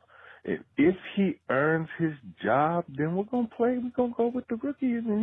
But if he can't beat out Luke, then we run it with Luke. That's all there is to it. And if you can't beat out Luke, then you ain't supposed to be there anyway. So, right. Yeah, don't trip on the Luke signing. That was genius. That wasn't, man, come on now. And I also agree with my boy AB. Bro, Jimmy, pay that dude. What you doing, bro? You're rich. You're rich, bro. Pay that dude. You lost.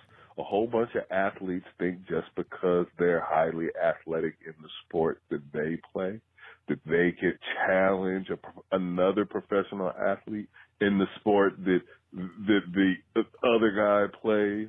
I mean, bruh, you really thought just because you play basketball and you're athletic and you big and got muscles and shit that you could get out there and stop AD and Riz 3 times in a row, boy, you got dusted. Yeah, man, bro. 3 years? Come on, man. I don't make that much money, bro. And I wouldn't let 3 years go by on a bet. I call that a welch. So if you don't pay that dude, whack, bro, for hours. Pay that man. But yeah, bro, I'll holler at y'all. This is your boy Jen. I miss you. My brother, I know I just lost my father, but my brother had passed away 5 years ago. This is funny because usually I ain't the one to call. I'm usually the one to talk shit about the motherfuckers that be calling back after they got their call in. But I couldn't let it end on that note to where I got cut off or I was on my outro. So it's all good. Yeah, I was just letting y'all know my brother had passed away on 5 years ago in just this month of April. And he was the one that really made me a Raider fan, his passion. And it's just a trip how you still here going through life while the people that got you on the path that you're on aren't here no more. Yeah. Just think about that, in your own everyday life. It don't have to be as serious as mine is and the lessons that I'm learning right now. And especially about this thing we call being a Raider fan and why you're actually a Raider fan is hopefully it ain't just because you like the colors, you know what I mean? And the gear is tight, and if you're a Raider fan, be one for real, bro, learn about your team, bro, get some history about it. I know I'm an older cat, so, I may feel differently about it, but man, love your family and love your roots and go Raiders. Yeah, go Raiders. That's right, bro. Yeah. That's right, bro. And Gent's family, bro. Gent's family. I said it before. Gent's family for sure. Shout out to you, man. And while we're at it, just a moment of silence to a gentleman that we lost last week. I'll keep his name off the show, but then the work that I do, we work with a lot of kids that find themselves in situations, and unfortunately, we lost one of them last week tragically over something that definitely wasn't worth it. But he's gone now, and he was a good dude. And just a quick moment of silence for him. You will be missed, man. You will be missed. A lot of times silence is louder than the noise that we make in day-to-day lives, and it takes that silence to realize what we had when you were here, and that's unfortunate, but all thoughts are in prayers your direction and to your family's direction. We're going to try to do a little something to honor him on Tuesday, but and we had prayer for him last Tuesday, so much love to you and your family. Yeah. Let's keep it moving here. 360. Kenny J. Kane, what's up, Pillagers? This is Pete. Man, got a little something to say, man. Since it's a new hot thing on the block to do, I'm calling in after a few cellos, even though it's a Sunday afternoon, right, while you're on the air. And, I'm calling a little faded, bro. I'm calling a little faded. I got some shit to share. All I got to say is this. We got a lot of turmoil. We got a lot of stuff going on in Raider Nation about scouting quarterbacks. And all I got to say is this. I'm not ready to say goodbye to Derek Carr yet. I'm just not. I want to see him break Kenny Stabler's record because I like him. I just do. Like I'm be a little emo right now. Like I'm a Derek Carr fan, and I want to see this shit happen. I want to see him like rock with Antonio Brown for a little bit. And I'm gonna crack this next cello and say we got this weird thing going on. Like from last week where Kenny, God bless you, but you said people are gonna be talking about tight ends sometime somehow after Jared Cook leaves. I don't think we need a tight end. I don't. Just don't. Why, you may ask? Because we have about 7 receivers, 4 tight ends in the building, and we should find out where everyone fits and use these next 4 first-round picks, be it 3 first-round picks and 1 second-round pick before the third-round pick, to concentrate on having a talented defense. Let's see how it goes this year and find out where everyone falls. Let's draft a running back or a quarterback or a tight end next year. Because, we just don't have a certain future. We need to figure that out. I'm not saying that we're going to draft a quarterback. If we don't draft a quarterback, what I'm saying is, we just need to find out where everyone lies, man. We just need to.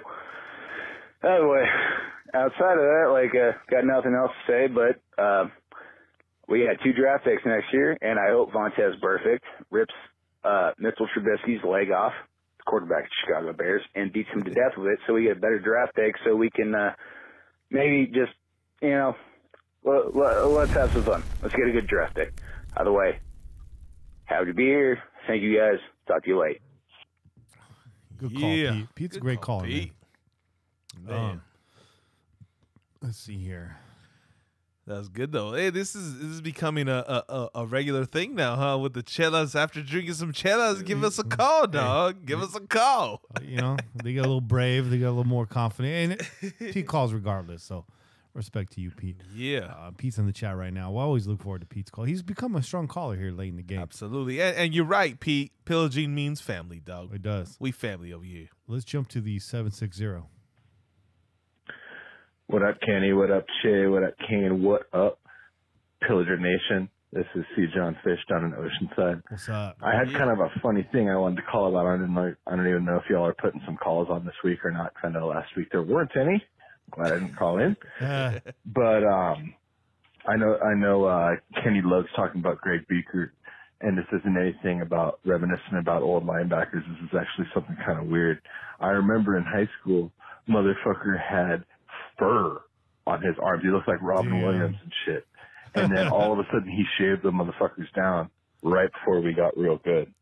I don't know. Maybe we need to fucking draft some really hairy dude and tell him to shave his arms. Maybe that'll be the trick.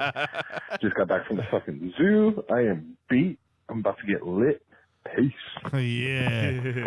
Hey, I've been to the fucking zoo in San Diego, dog. It's no joke out there, dog. Yeah, and Che's a furry beast. They try to keep him. Yeah, I try to shave him down too, dog. Yeah, that's what I got to do. I got to shave it down, dog. Maybe I'll shave down the arms. Maybe that'll get some wins. Oh, man. Nah, I won't shave the arms. Nah, that's not how it goes. 816. What up, Kenny? Trey, your boy Gent. I had funny ass phone call last week. Y'all didn't even play the shit. It's all right. I got a different bone to pick with you today, Kenny. Oh, shit. Look here, bruh. I call you. You the homie. I've been knowing you since high school, bro. Hey, when I call you and ask what's a cool game to play on PlayStation, I was not expecting you to give me straight heroin, bruh. I had my PlayStation 3 weeks, bro. I'm already 70% through the story mode, Red Dead Redemption. Oh, yeah. You can't stop playing. It's set up to make sure you don't stop playing. I've been blasting bad guys and slapping bitches and stealing horses.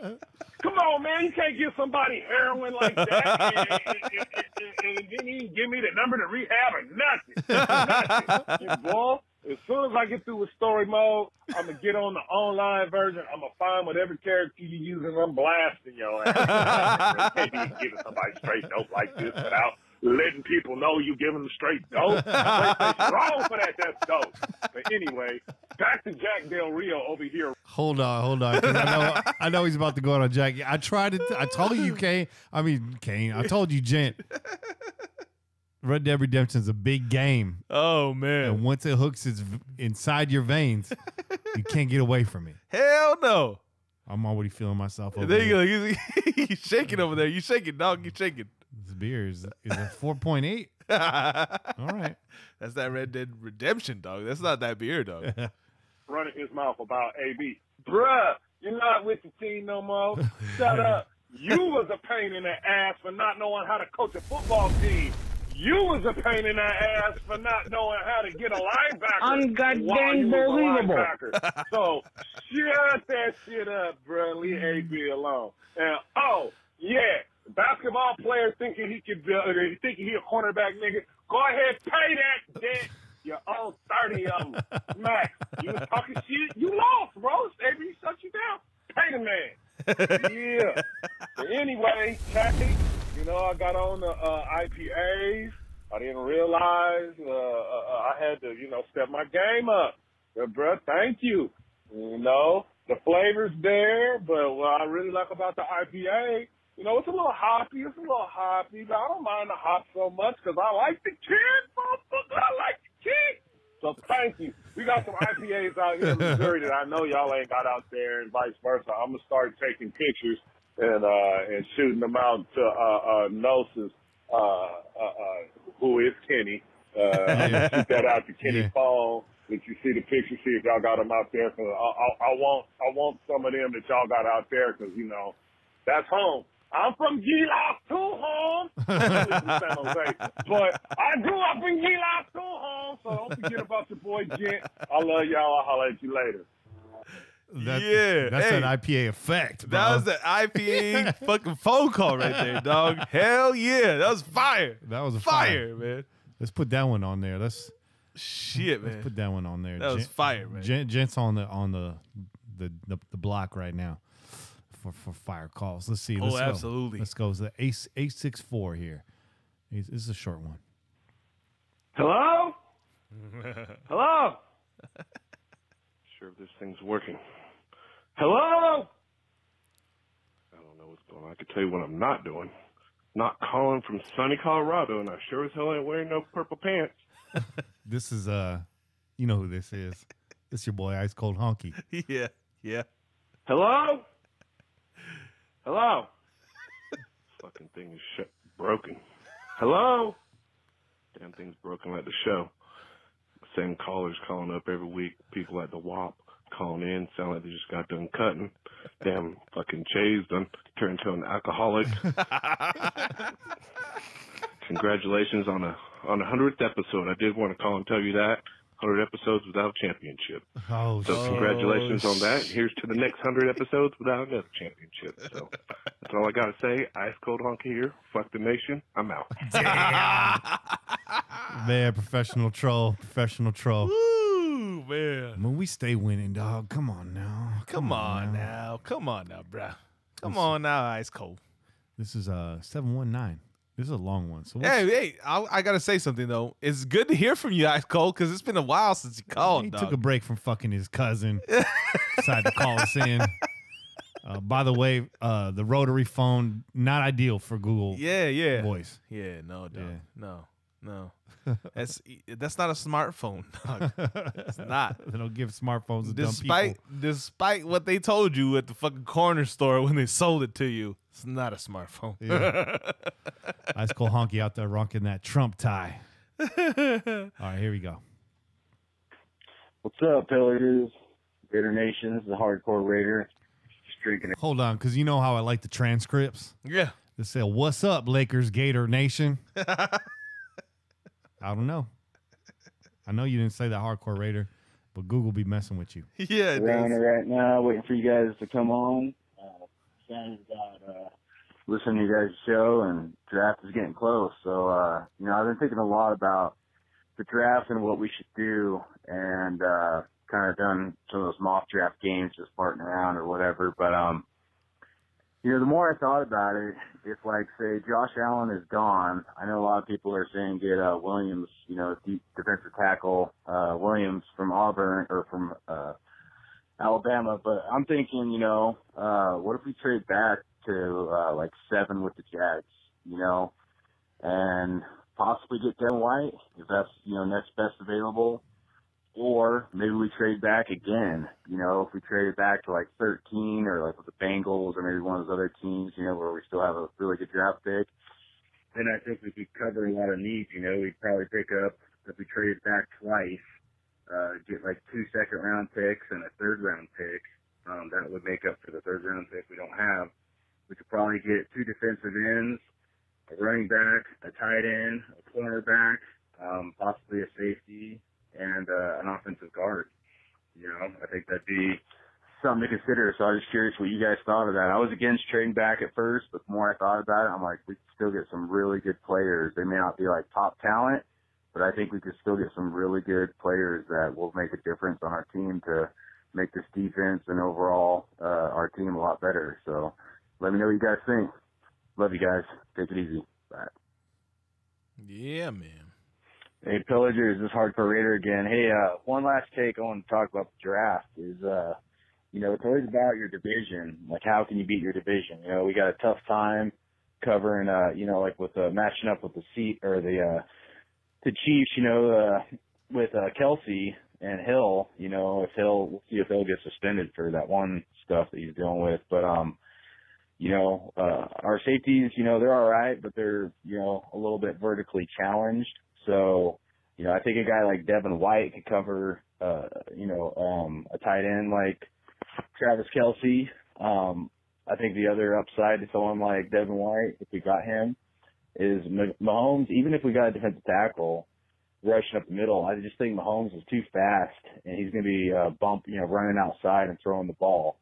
But if we had someone like Devin White that could either cover the tight end or rush on the outside to, help with that speed that the quarterback has, and then, maybe pick up a cornerback, or with maybe the safeties we have right now is enough to cover Hill.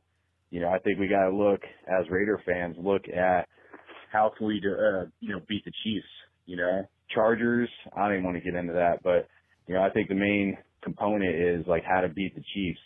We got to figure out a way to, at least be competitive in the division and maybe have a shot at the playoffs. So, just one of your guys' take on that as far as division needs, team needs versus division needs to, have a better chance in our division. Okay, thanks. Great. I don't know why the end of that call got transcribed to "Okay, thanks, sweetie." That's weird. That sounded nothing like that. Thanks, sweetie. That right there, Hardcore Raider, is a good call. Because we've heard a lot of takes on the draft so far, reasons why we need to take a linebacker, this and that, but to really frame it in terms of the division and how to beat the division, I thought that was a really good explanation and a really good justification for drafting a linebacker like White. So absolutely, I racked that call too. I think that's a good call. I think what you got to do, man. Listen, we already know the tight end position is a tough one for us to fucking guard, defend. In the chat right now, they're talking about Kelsey. You got to stop that motherfucker. And obviously, if we're talking about how do we defeat this division, we're talking specifically about the Chiefs because they're the ones that fucking won the division last season. The Chargers will beat themselves. The Chargers, they will. They'll beat themselves. They'll beat off. They'll do all kinds of shit, right? But the Chiefs, Kelsey, I think you got to hit that motherfucker, man. You got to hit him hard. You got to intimidate that motherfucker. He likes to talk a lot of shit. He likes to talk a lot of yang, right? He likes to fucking run down the field, look at people on the sideline, talk all that shit. Hit that motherfucker a few times. Make him feel what it's like when you do that shit, okay? You want to show off? You want to fucking talk some shit? Okay. Well, remember that. Come next play, you're going to feel that one. You're going to feel that one. And after you feel about 2, 3, 4 of those motherfuckers, maybe, just maybe you start second guessing yourself. Just maybe. And that's why Burfict's here, right? That's right. Just stay healthy enough to face the Chiefs once. That's right. That's it. Yeah. That's it. Good call. Good call. Back to the 303. Kenny Che Kane, it's your boy 303. Man, what a beautiful day. 65 degrees in Denver, Colorado. That's it. We got a tough reception there. Sorry, 303. Looks like it was a nice call. But it was good to hear from you anyways, dog. Yeah. And we heard from you earlier on, so we like that. And you're on the board. You're on the board. So I feel good about that. Call back again next week because we do like hearing you on the show. Absolutely. This is our boy Monster Mash right here calling in from New York. Hey, yo. This is Monster Mash Ken. I just wanted to wish you guys a happy 100th episode. Thanks for putting out good content. Thanks for putting us on the Crow's Nest podcast. All of us from Wolfpack Nation, we love you guys. We support you guys no matter what. We're brothers in arms. Looking forward to seeing you guys in person and rocking out at that tailgate. Anyway, Kane, Che, Kenny, keep it real. Love you guys. Congratulations. Yeah, man, we love you too, bro. Ever since the Wolfpack joined, the group chat's been popping. Oh man, the group chat is on fire, dog. Their show's taking off. Make sure you checking them out. Make sure you checking out Put on Waivers podcast. Make sure you checking back in with the Ladies of Darkness. Yes. Everything underneath the Crow's Nest, the CNPN is fire. Yeah. That's why we bring it on to you. That's right. Check out the Inebriation podcast. It'll be dropping soon. The CNPN is real soon. Is not a network. It's a gang. And shout out and also look out for that Blackout podcast as well, bro, because your boy Sean Hildebrandt just got a computer. And you know what that means? The podcast is coming, dog. It's coming. It's coming, dog. It's not a network. It's a gang. Yeah. Gang. Gang. Shout out to you, Monster Mash. You know what? It's 100th episode, and it's cool. We're celebrating. But you know what? It's another week in the Crow's Nest. That's what it is, because we ain't stopping. But you know what, man? We also, just not to underplay it, man, we wouldn't be here without y'all, right? If y'all motherfuckers weren't listening in, if y'all motherfuckers weren't, adding us, tweeting at us, messaging us, DMing us, we wouldn't be here, man. If we didn't have the listens, if we didn't have the following, you guys are the reason why we're still here, because every week you guys show up. Every week you fucking give us a reason why we should continue to do this, man. Yeah. And we appreciate y'all. We appreciate that. So 403. What up, Kenny? What up, Jay? What up, Kane? It's your boy VC. Just wanted to call in and wish you guys a happy 100th episode. I'm looking forward to the next 100 and the next 100 after that.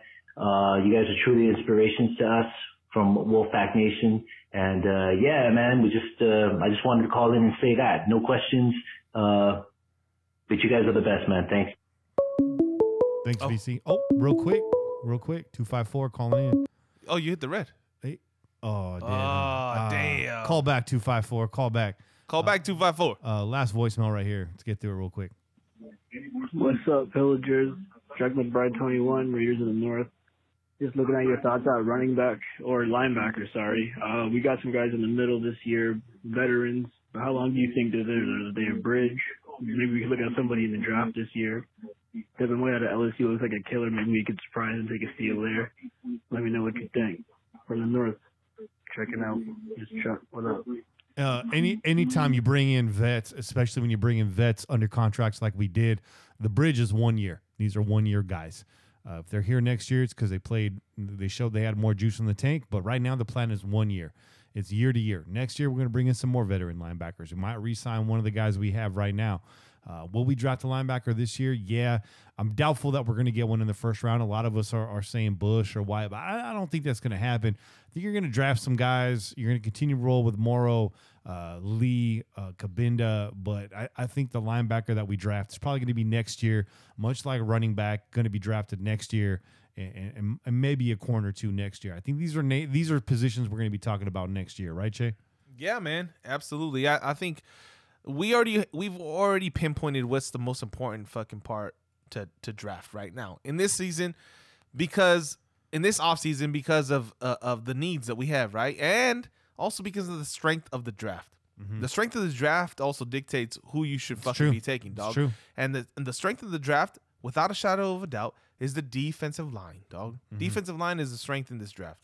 All right, there's some great players at different positions, but definitely by far the defensive line, when it comes to edge or interior defensive line, it's the strength of this draft, man. I agree. I got Polygon hitting me up right now. Was that Polygon call you? No. What was the area code on that call? That was a 254. 254, man. Anybody out there in the chat? 254. Who was that, man? Hardcore Raider says that's Fort Hood. Fort Hood? I don't know. Shit. I don't know. But call back, man. Call back. You got a couple seconds here. Yeah. Because we're about to get into the shout outs. So really quick, let's do some shout outs. Is the Raider Critique.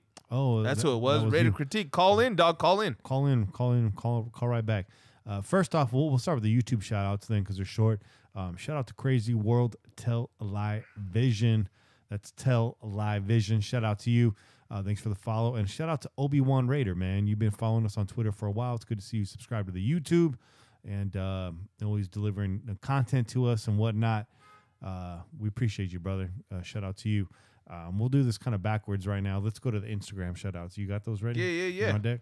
Yeah, well, let me shout out Obi-Wan Raider again, okay, because he's on my list over here out of Spring, Texas, okay, by way of Compton, okay. So shout out to you, bro. He says he's been Obi-Wan Raider since 1983. Oh, here we go. Call from The Raider Critique. To accept, press 1. What's up, Raider Critique? Man, you in county jail too, bro. What's up? No, I'm not in county jail, but I might as well be since I'm over here in Killeen. You know what I mean? But hey, I just want to congratulate you guys on your 100th episode. I try to catch you guys live as much as I can. With this lot that's been going on over here, man, I've had a lot to do with work and family and all that kind of thing. But, you know, I just want to congratulate you guys, man. I really dig you guys helping me out on Twitter, too, because, you know, I'll be running my mouth on there, and a lot of you guys coming to back me up. Kenny, you too, man. Yeah. It's awesome. And, you know, what my question is, man, is everybody going to stop talking about getting rid of Derek Carr anytime soon, or is everybody going to have to be shut up again because they ain't listening to me at all? I mean, I don't understand it, because we know that Antonio Brown's not going to want to play with a rookie unless Derek Carr happens to go down. You know, I really don't see us picking up a rookie quarterback maybe toward the later rounds. You know what I mean? But it's just, I just don't understand the hate for Derek Carr. I don't understand it. Can you guys please elaborate on this for me and kind of make me feel better before I go to bed? You know? Yeah. So, I mean, I think the Derek Carr criticism started with the day that we drafted Derek Carr. A lot of it came from his pedigree and what they saw out of David Carr in the league. And we can't even really pin all that on David Carr, too, because he walked into a terrible situation there in Houston. You know, all the sacks that he took and whatnot, definitely did not have a team around him. And it continues on to this day. So the only thing that's going to silence the Carr critics is Derek Carr himself. First off, get the man's name right. His name's Derek, right? But second of all, you know, it's a lot of short-sighted criticism, right? It's a lot of you're not looking at the context of what's around him. And a lot of people are saying, yeah, but there's quarterbacks that make something out of nothing. But when you really look at like the top of it, you look at Tom Brady, you look at Drew Brees, you look at Phillip Rivers, you look at, help me out here, who else top in the league? Maybe the only guy that I say is doing something with nothing, and this isn't even every year, is Eli Manning. And they're on his case too in New York. Yeah. The man brought you 2 championships, and they're on his case too. Now, is Eli washed? I say Eli's washed at this point, but the only person that's going to silence these critics is Derek Carr. He hasn't had ideal situation around him, and he's not the type of guy that's going to make plays on his own. We've seen him try to do that with some success. Other times he's fumbling the ball at the back of the end zone. He's getting himself hurt, whatnot. Derek Carr can run. He can create plays, but Derek Carr is a pocket passer. That's what he is. And now right, and you can't really sit there and think that he's going to do really well if he's being sacked more times in one season than he's been sacked his whole career. Yeah. And did I say David? My bad, bro. I didn't mean to say David. If I did, it might just be my southern accent. You guys might be able not to really be able to kind of catch what I'm saying, But I mean, people can sit there and call me a Derek Carr apologizer or a Derek Carr sympathizer, but that's not the case. I remember dudes like Todd Marinovich. I remember Vince Evans. I remember Jeff Hosteller. I remember Jeff George. It has been a long time since we've actually had a viable franchise quarterback that I can actually get behind. Most of the time I'm trying to throw my beer through the TV because we're sucking so bad, you know what I mean? But let's just be real. You can't let the dude be on his back. You know what I mean? And he was on his back most of the time last year. So I just don't understand the hate. And in every chat room we go into besides this one, and of course, Raider Fan Radio with Murph, it's all hate on our quarterback. And then they're talking about Kyler Murray. The dude only started 1 year in college, won the Heisman Trophy. Hey, that's all good. But that doesn't sell me. You know what I mean? I'm not sold on that dude at all. I'm hoping that he's gone round one, pick one, Yeah. Yeah, no, because it would shut him up, dude. I agree with you. I think that the Derek Carr hate, while some of it's justified, he hasn't performed 100% every year. Right. It's what he's working with. Look at the wide receiver group that he had last year. Look what he had the year before that. 2016 was an anomaly. How many of those games did we win at the last second? And who was winning them? It was Derek Carr. So that's right. I think this has been kind of since the start of Derek Carr. We've had criticism of him. His first year wasn't all that, but when we got over the hump after a 10-game slide, everybody rallied around Carr. Everybody loves Carr when he's doing well. Everyone wants to pile on him when he's not. But I think you and myself and Che and Kane and a lot of people associated with this show, they see it. They see what it is. Derek Carr's our franchise quarterback right now. That's going to change sometime in the future, but we've seen this long lineage of just trash at the quarterback position. Yeah. Derek Carr is the one beacon of light we've had in a long time. If you're going to, instead of spending your time calling out Derek Carr, why don't you call out all these trash defenses that we've had that can't protect any kind of lead that Derek Carr gives them? How about last season when we were going into halftime with the lead for like 9 games in a row last year? Right. Now don't fact check me yes, on that. sir. Yes, sir. See, all you guys are is pushing my narrative, and I love it because that is exactly correct. Our defense has been trash. Our secondary has been less than stellar, and we have no pass rush. Yeah. And everybody knows that you got to be able to develop a pass rush to make the opposing team's quarterback uneasy in the pocket to where he makes mistakes. So I can't really put that completely off on our secondary unless, we want to put it off on Reggie Nelson and his Walker. Yeah. And it goes for all sports. It has to happen on both sides of the ball. I'm a San Francisco Giants fan. Don't look at me like that, Che.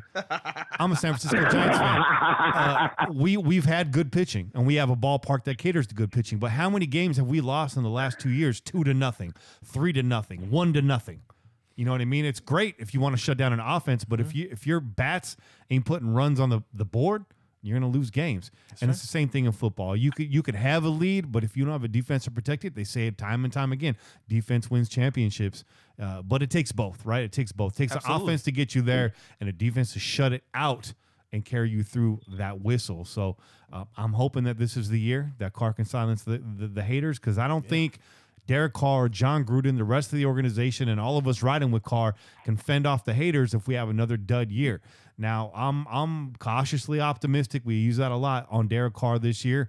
I think that there's no more excuses. The only pass I would give him is the offensive line. If the offensive line shits the bed again, I don't know. But you even saw it last year. Even under those circumstances, and everyone will say they'll blame the short routes and the type of offense we had. But if you look at Derek Carr's numbers, minus touchdowns, he had a career year last year, despite all that adversity. Yeah. So, get this guy some playmakers around him is exactly what Mike Mayock said. If the general manager can see it, but you can't, I can't help you. Raider Critique can't help you. Right. Shea can't help you. Take a step back. And that's the sad thing about it. People are just they get something in front of their face, and then they just want to try to push that. And to be honest with you, it's almost like I try to stay off Twitter, man. It is so negative. Yeah. So negative. I mean, Raider Cody and Kenny, and Chris Wysong. I mean, you guys are always, putting the spirits back up into me because you guys back the quarterback just like I do. Yeah. You guys remember exactly what we had. Yeah. Matt McGloin, Andrew Walter, Marquise Tuiasosopo. I mean, and I liked Marquise. Marquise was a cool dude. He was nice to come in, and, of course, he's Texas native. So, of course, I'm going to back him too. But we have not really had a good franchise quarterback since, and I mean, I'd hate to say it, but Jason Campbell. Yeah. And Jason Campbell, a lot of people can sit there and hate on him whatnot, but he's a lot better than Carson Palmer. And he proved that because the dude could stretch the field and he could make plays. Now, were we going to actually be really good with Jason Campbell? No, we probably would have went out in the first round of the playoffs, but we would have made the playoffs if he would have stayed healthy. Yeah, I agree with that. Hey, here's my thing to car haters, though. What's your backup plan, right? Up until now, you haven't had one, and now you're sitting there, and this is the same people that hated on the Mac trade. Now you hate on the Mac trade, but now your solution is to take all that collateral you got with the Mac trade, package it together, move up in the draft, and throw it at a quarterback as a rookie who's undersized. Like you said, only started the one year. One season. That's your backup plan? One season. That's a trash take, in my opinion. Ride this season out. Yeah, that's a dumpster fire waiting to happen. Yeah, it is. Basically, I can't trust somebody who's only started 1 year in college, especially when in college you might face 1 to 2 all-stars per season. Right. In the NFL, you're going against nothing but all-stars. Yeah. These are the greatest of the great that came out of college, and luckily they've been drafted to go ahead and play in the NFL. But there's a reason why they were drafted to play in the NFL, because they are phenomenal, and it's just the hate kills me, man. It really does, because you sit there and you look at guys like Jamarcus Russell and all the trash that we have had, and then you got these people who are like, oh, Derek Carr's a piece of trash, he's garbage. No, he's actually pretty accurate if you give him the opportunity to throw the football. You got to have at least 2 seconds in the pocket to make your first 2 reads. Yeah. And you're not getting that if your left tackle's on his back and your right tackle happens to be a 3rd round draft pick who needs better coaching. Yeah, right. Tom Cable obviously is not that guy. I would like Cable gone, but that doesn't look like it's happening. It looks like we're keeping everybody, even Greg Olsen. And I've been a huge disbeliever of Greg Olsen due to his record with the Raiders in his first 2 tenures. And I believe that we went 4-12. We went 4-12 last year, and then 3-13 when we had him before. And I know John Gruden is supposed to be the one calling the plays. He's supposed to be the offensive guru, but sometimes Greg Olsen's not just standing there being pretty. He's got to be doing something. So I don't know on whether he's part of the problem or if he's part of the solution. But I sure do miss Musgrave. Yeah.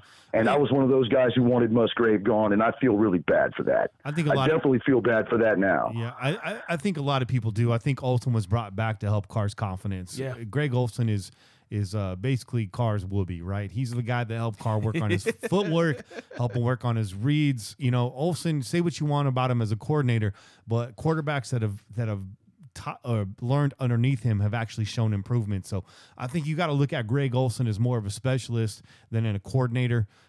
Even back in John's first era with us, Bill Callahan was the offensive coordinator, but he was just calling run plays. He was an offensive line coach, so he was calling run plays. But Critique Man, I appreciate the call. We're kind of up against it right now, and this is cool, that's man. Awesome, man. Thank you for easing my mind, man. Now I'm going to go back into the chat room and start talking with the rest of the nation, man. Peace out, guys, and congratulations on your 100th episode. Thank you, sir. Appreciate you, dog. Thank you. Yeah, y'all take care, man. Peace. You too. Peace. Peace. Yeah, man, calling from Texas, where black pepper is a food group. Don't at me. Don't even argue with that. Black pepper is a food group. It is. Let's do the rest of these shout outs. Get him. All right. Hey, you had passed it off to me, so yeah. Let me get him. Yeah. All right. So shout out to McKenna 118. Shout out Edo Lopez, Don Brossman Jr. Shout out to our boy, production by Ant Serrano. That's our boy from the No Ledge Podcast. And shout out to Nez as well. Shout out El Joey. Shout out Audi Leave. Shout out Raiders Throwback. Shout out I'm Sick James. Sick James. Sick James. And that's it, bro. All right. That's it. These are some Twitter shout outs. Shout out to Anthony Pena, Cutie Raiderette, and she's all of that. Shout out to Raider XV. Shout out to the Nation Booster Club, Dallas, Fort Worth chapter, Texas representing again. Shout out to Chuck McBride, Raiders of the North, Jeremy Knox, Corrupt 88, Tony Jajour, Simone Tortorici. Shout out to the Blitz Football Podcast. They're a raucous group over there. They like to drink. They also hate Tom Brady, so check them out. Right. Shout out to Dave at the Big Play Podcast, Fam House, Brad Ashby, Brandon Merrill, Trey Carr, Nolan Dawson, Lavita the Life, Modi Sports. Shout out to Small Town Frenchie, Leo R, Queen, Sheila, Elaine, 45 Beasting, Raider Juby, Raider 13 Mike, EB34, Titan Clint, King 33. Shout out to Steve Yule, Autumn Wind 34, and of course, shout out to Scott Bair, and a very special shout out to our boy Javi, who we ran into over at Bevmo. Oh, yeah. Shout out, dog. And he was getting his little Game of Thrones beers on. Yeah. And he's an avid listener. So I know he's not listening right now. He's on his Game of Thrones trip. But catch that replay. He's going to be listening first thing in the morning. I know that. And I'll see you at work, Javi. We love you, bro. Absolutely. And you live here in town, so you got to come through to the Crow's Nest and sit in on one of these episodes. Hell yeah. Maybe put him on that 2-minute drill. Oh shit. So we'll see what he's really talking about. His specialties is gonna be Game of Thrones and chelas. Yeah, because his claim to fame, 75 breweries under his belt. That's what I'm saying. That's solid. And he's trim. I mean, you picture a guy who's been to 75 breweries is not fit. You picture me. No, I'm thinking way bigger. Nah, man, you gotta stay in shape, man. Yeah, you gotta stay young, dog. He's probably running from brewery to brewery, and there ain't nothing wrong with that. Miles, he's like the Forrest Gump of breweries. Shit, man. But man, that's it for this week's show. Yes, it is. The 100th show. Che, salute to you, brother. It's been a ride, man. It's been a ride. I look forward to the next 100 and so on and so forth, bro. Hell yeah, dog. Cheers to that. The 3 horsemen of the Raiders podcast right here. That's it, man. That's it. But tune in every week wherever podcasts are found. Call in and leave a message to be played on air at 408-909-PJFF. We will be opening phone lines again in the future. That was fun. I think we'll keep doing that. Reminder to download the official Pillaging app available for iOS and Android. Go check out DC4LCustomTees.com for all your Pillaging gear. Please donate to the show. I fixed the links. They are in our social media profiles. They are on our Libsyn page. It's on our website, pj4f.com. It's on our Twitter. It's in the show description of this YouTube. Yo, help us out, please. We're starving over here. Be sure to listen to our other podcast on the Crow's Nest Podcast Network. First off, the Crow's Nest Podcast proper, which we're recording right after this. The Put on Waivers Podcast, Wolfpack Nation, which is great. They've had some great guests. They had Stu Schweigert on. They had Murph this week from Murph's Man Cave. Yes, they did. They've had a lot. They've had Mervin Fernandez on there. Yeah, man. Incredible. Great guests. Check them out. Coming soon, the Blackout Podcast, the Inebriation Podcast, the Ladies of Darkness Podcast. Man, gang. Growing. Until then, keep the wind in your sails and the rum in your mug. And pillage on, Raider Nation. This has been a product of the Crow's Nest Podcast Network. I'm Kenny Stapler, joined as always by your boy Chip. And we out here. Peace. Go Raiders.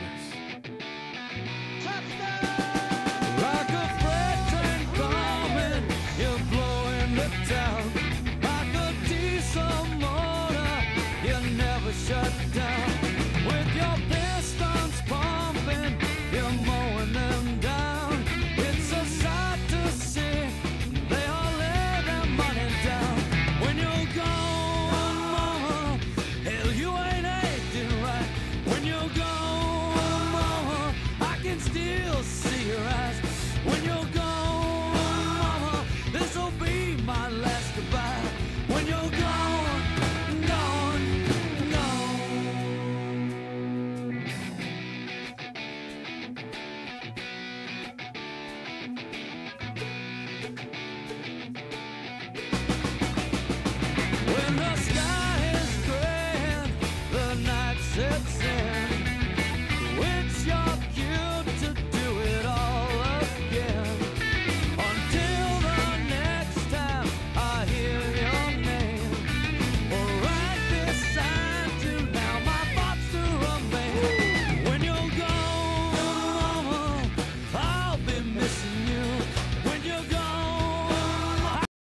standing still.